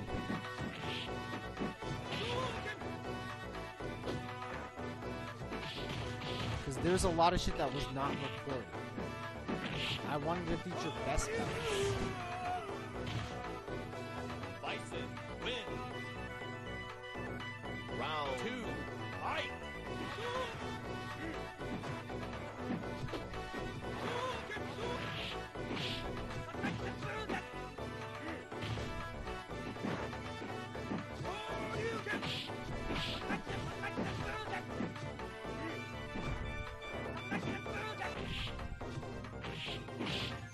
There you go. Psycho Crusher.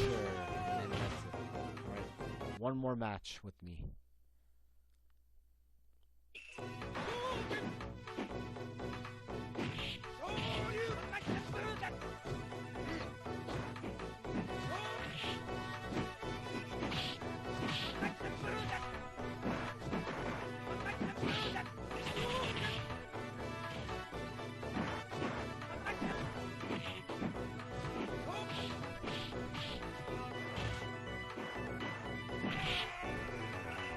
This guy's pretty fucking solid. Ryu wins. Round 2. Fight.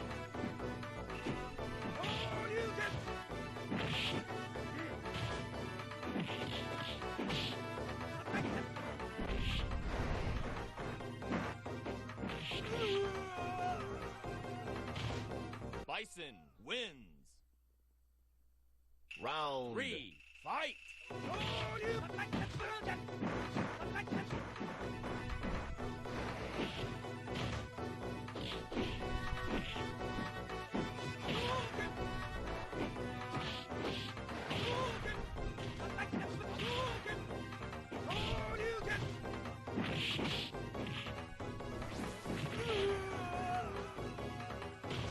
Bison wins.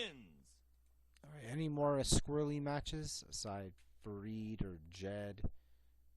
No one. Wow. Okay. Alright, so yeah, so I invited an online warrior.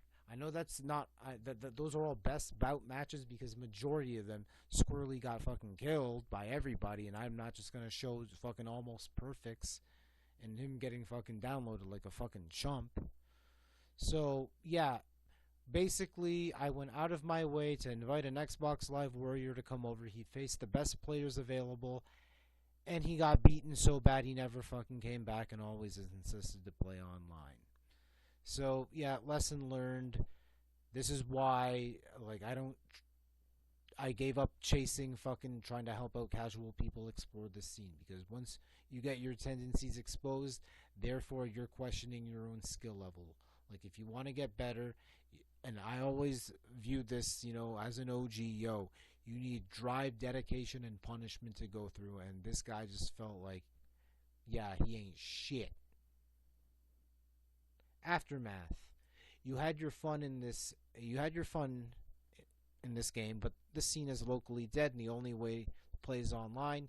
The only casuals offline is focused on Super Street Fighter 4. Only source of practice is either Xbox Live or out with Alpha 3 stoner casual friend Gibson. And for those that don't know who this Gibson is, he was a casual guy that I met on GGPO, and then who happens to live in my area, and then we just became stoner buddies and then eventual roommates. So if I was going to be having late night stoner casuals or whatever, I'd invite this guy. We'd be playing HD Remix. You at least showed that you can get top 8 in this game at a US major with stack competition at you.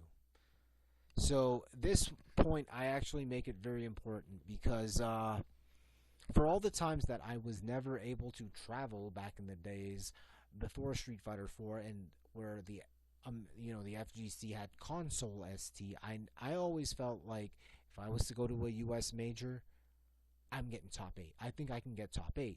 And all those times, well, I never fucking traveled because no one fucking likes me. No one wants to fucking help me. I'm not good in CVS 2 or Marvel 2 or Third Strike. Choosing me is a wasted travel pick. I'm gonna fucking jip you out of your fucking hotel cut or gas cut or food cut or whatever the fuck. And I didn't travel back then. Nobody fucking helped me. Now with Street Fighter 4 going in, well, not even Street Fighter 4, Super Street Fighter 4 coming in, all them fucking OG people from back in the day that traveled, they ain't traveling no more, so fuck that. I went into my, first non-EVO US major, which is Midwest Championships, and got top 8.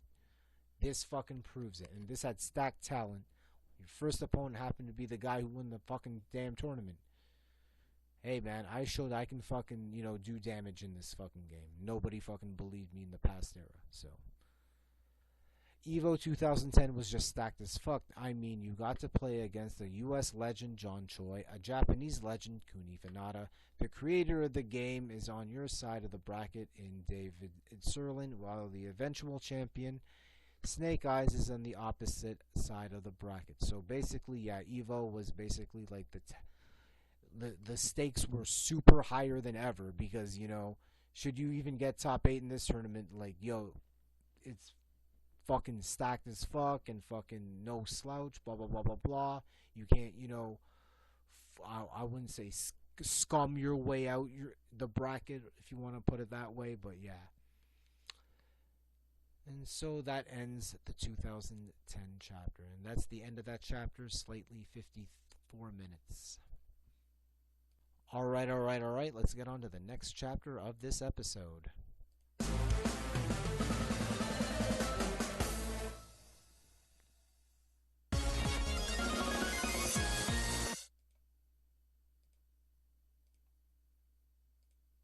Alright.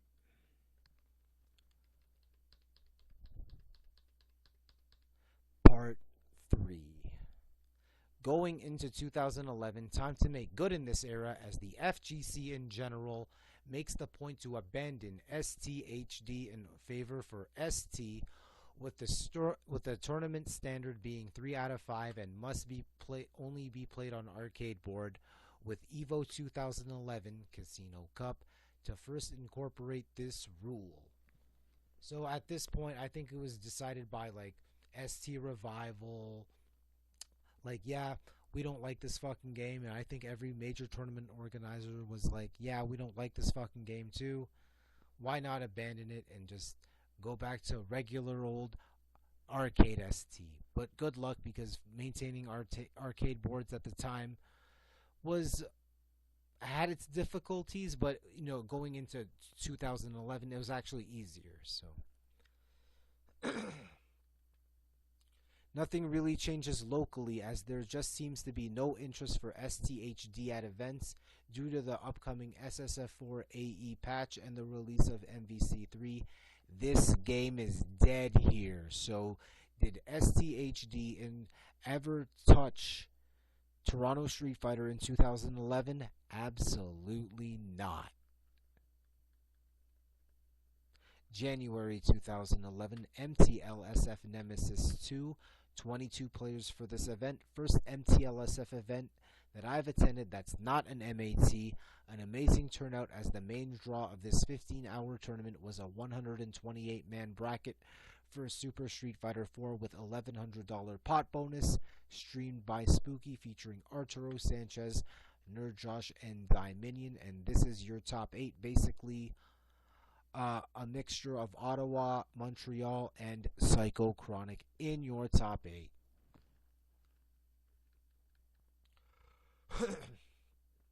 May 2011, Montreal Annual Tournament 8. 12 entrants for what is to be the final tournament for this game at a Canadian major. Third place finish behind Blitzfu and Thello.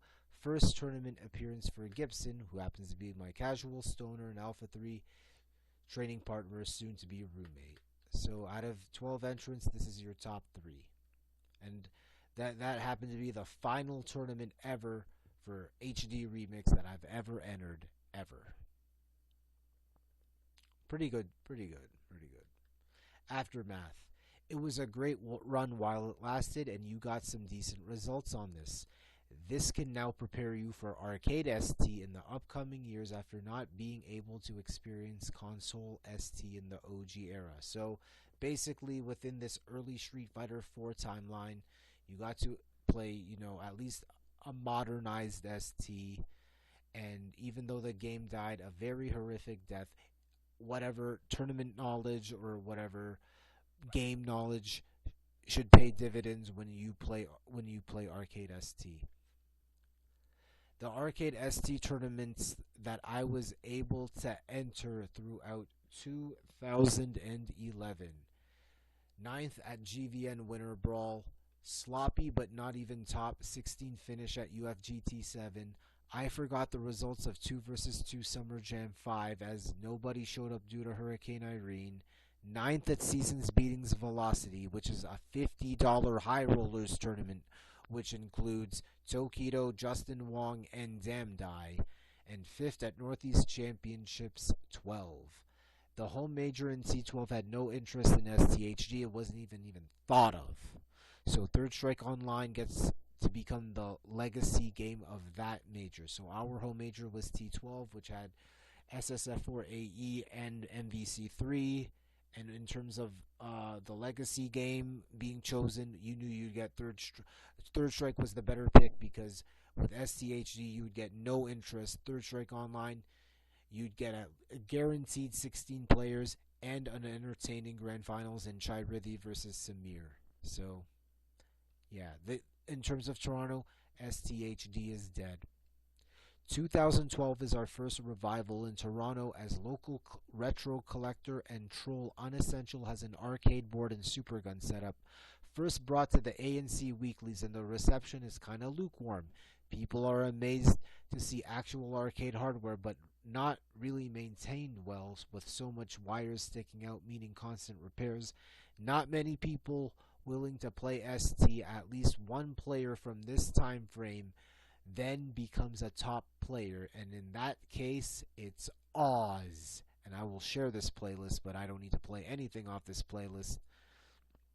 So, when the scene entered 2012, it was obvious we followed the same direction as, the FGC, and the FGC abandons STHD. So, within 2012, these are the casual setups for ST that we were able to have within this calendar year. So ANC, Heroes World, my second place, Brett Cave 2, and a Seneca Pub. So yeah, and out of those sessions, at least one player will be introduced into this time frame. He's going to go to the ANC weeklies, and he's going to become a top player He's going to learn from us and be a top player. That player happened to be Oz. Started off on GGPO, Fightcade, whatever you want to call it, and then just started going to sessions and leveled the fuck up. So that there you go.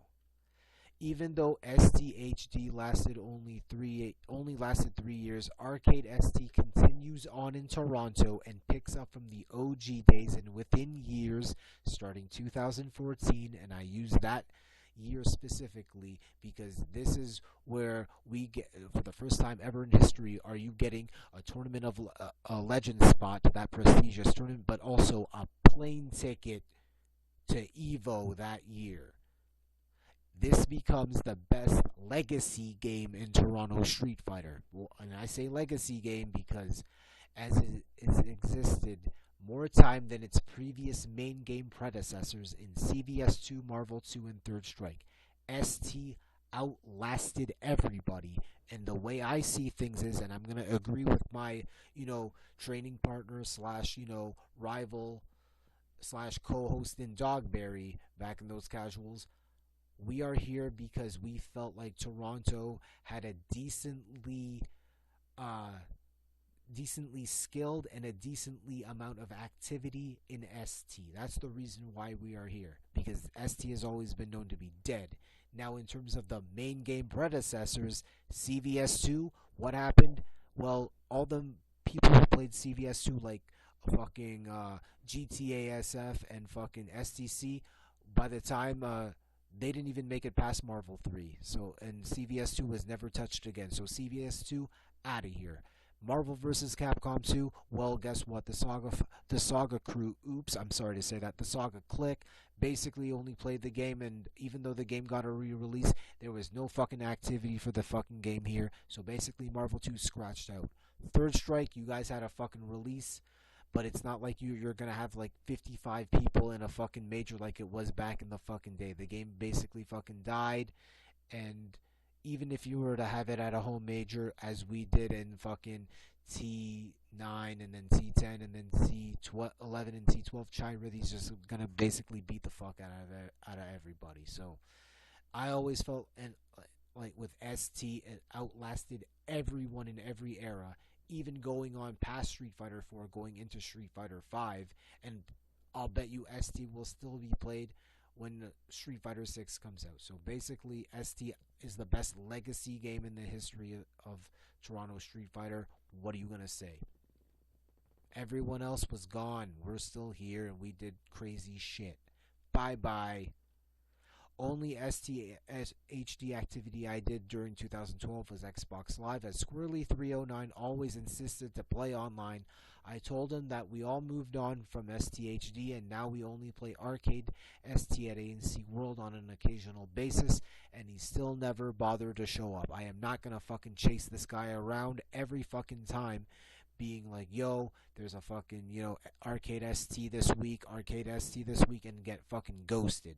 This is why talent recruitment and development is complete trial and error. Was this guy hungry for it? Absolutely not. It already proved that you've faced at least three to five of the best players in the scene locally, and you ain't shit. And he never came back. We tried to help the guy. He had potential, and it just got wasted. And outroduction.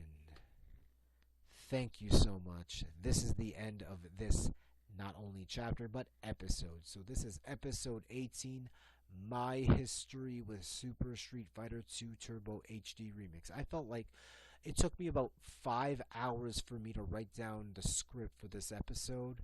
I did everything very, very quick.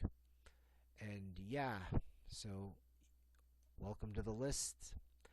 And I don't know what else I can think of when I do the next episode, which is 19. So this is actually pretty cool. Like, I just want to do 20 episodes, and now I feel like I want to do 25, and now I want to do 30, and then eventually 40, just chronicling my own Street Fighter journey. So so I don't know the next time I'm going to make another episode of Rarity Talk. It could be anyone, unless someone is watching this part of the episode and writes down a comment on YouTube, that's fine. If not, I'm just going to choose something randomly. So, alright, that's the end of that episode. I hope you guys are doing well. Just enjoy no more COVID, I guess, so just enjoy what goes on, and I hope to see you next time.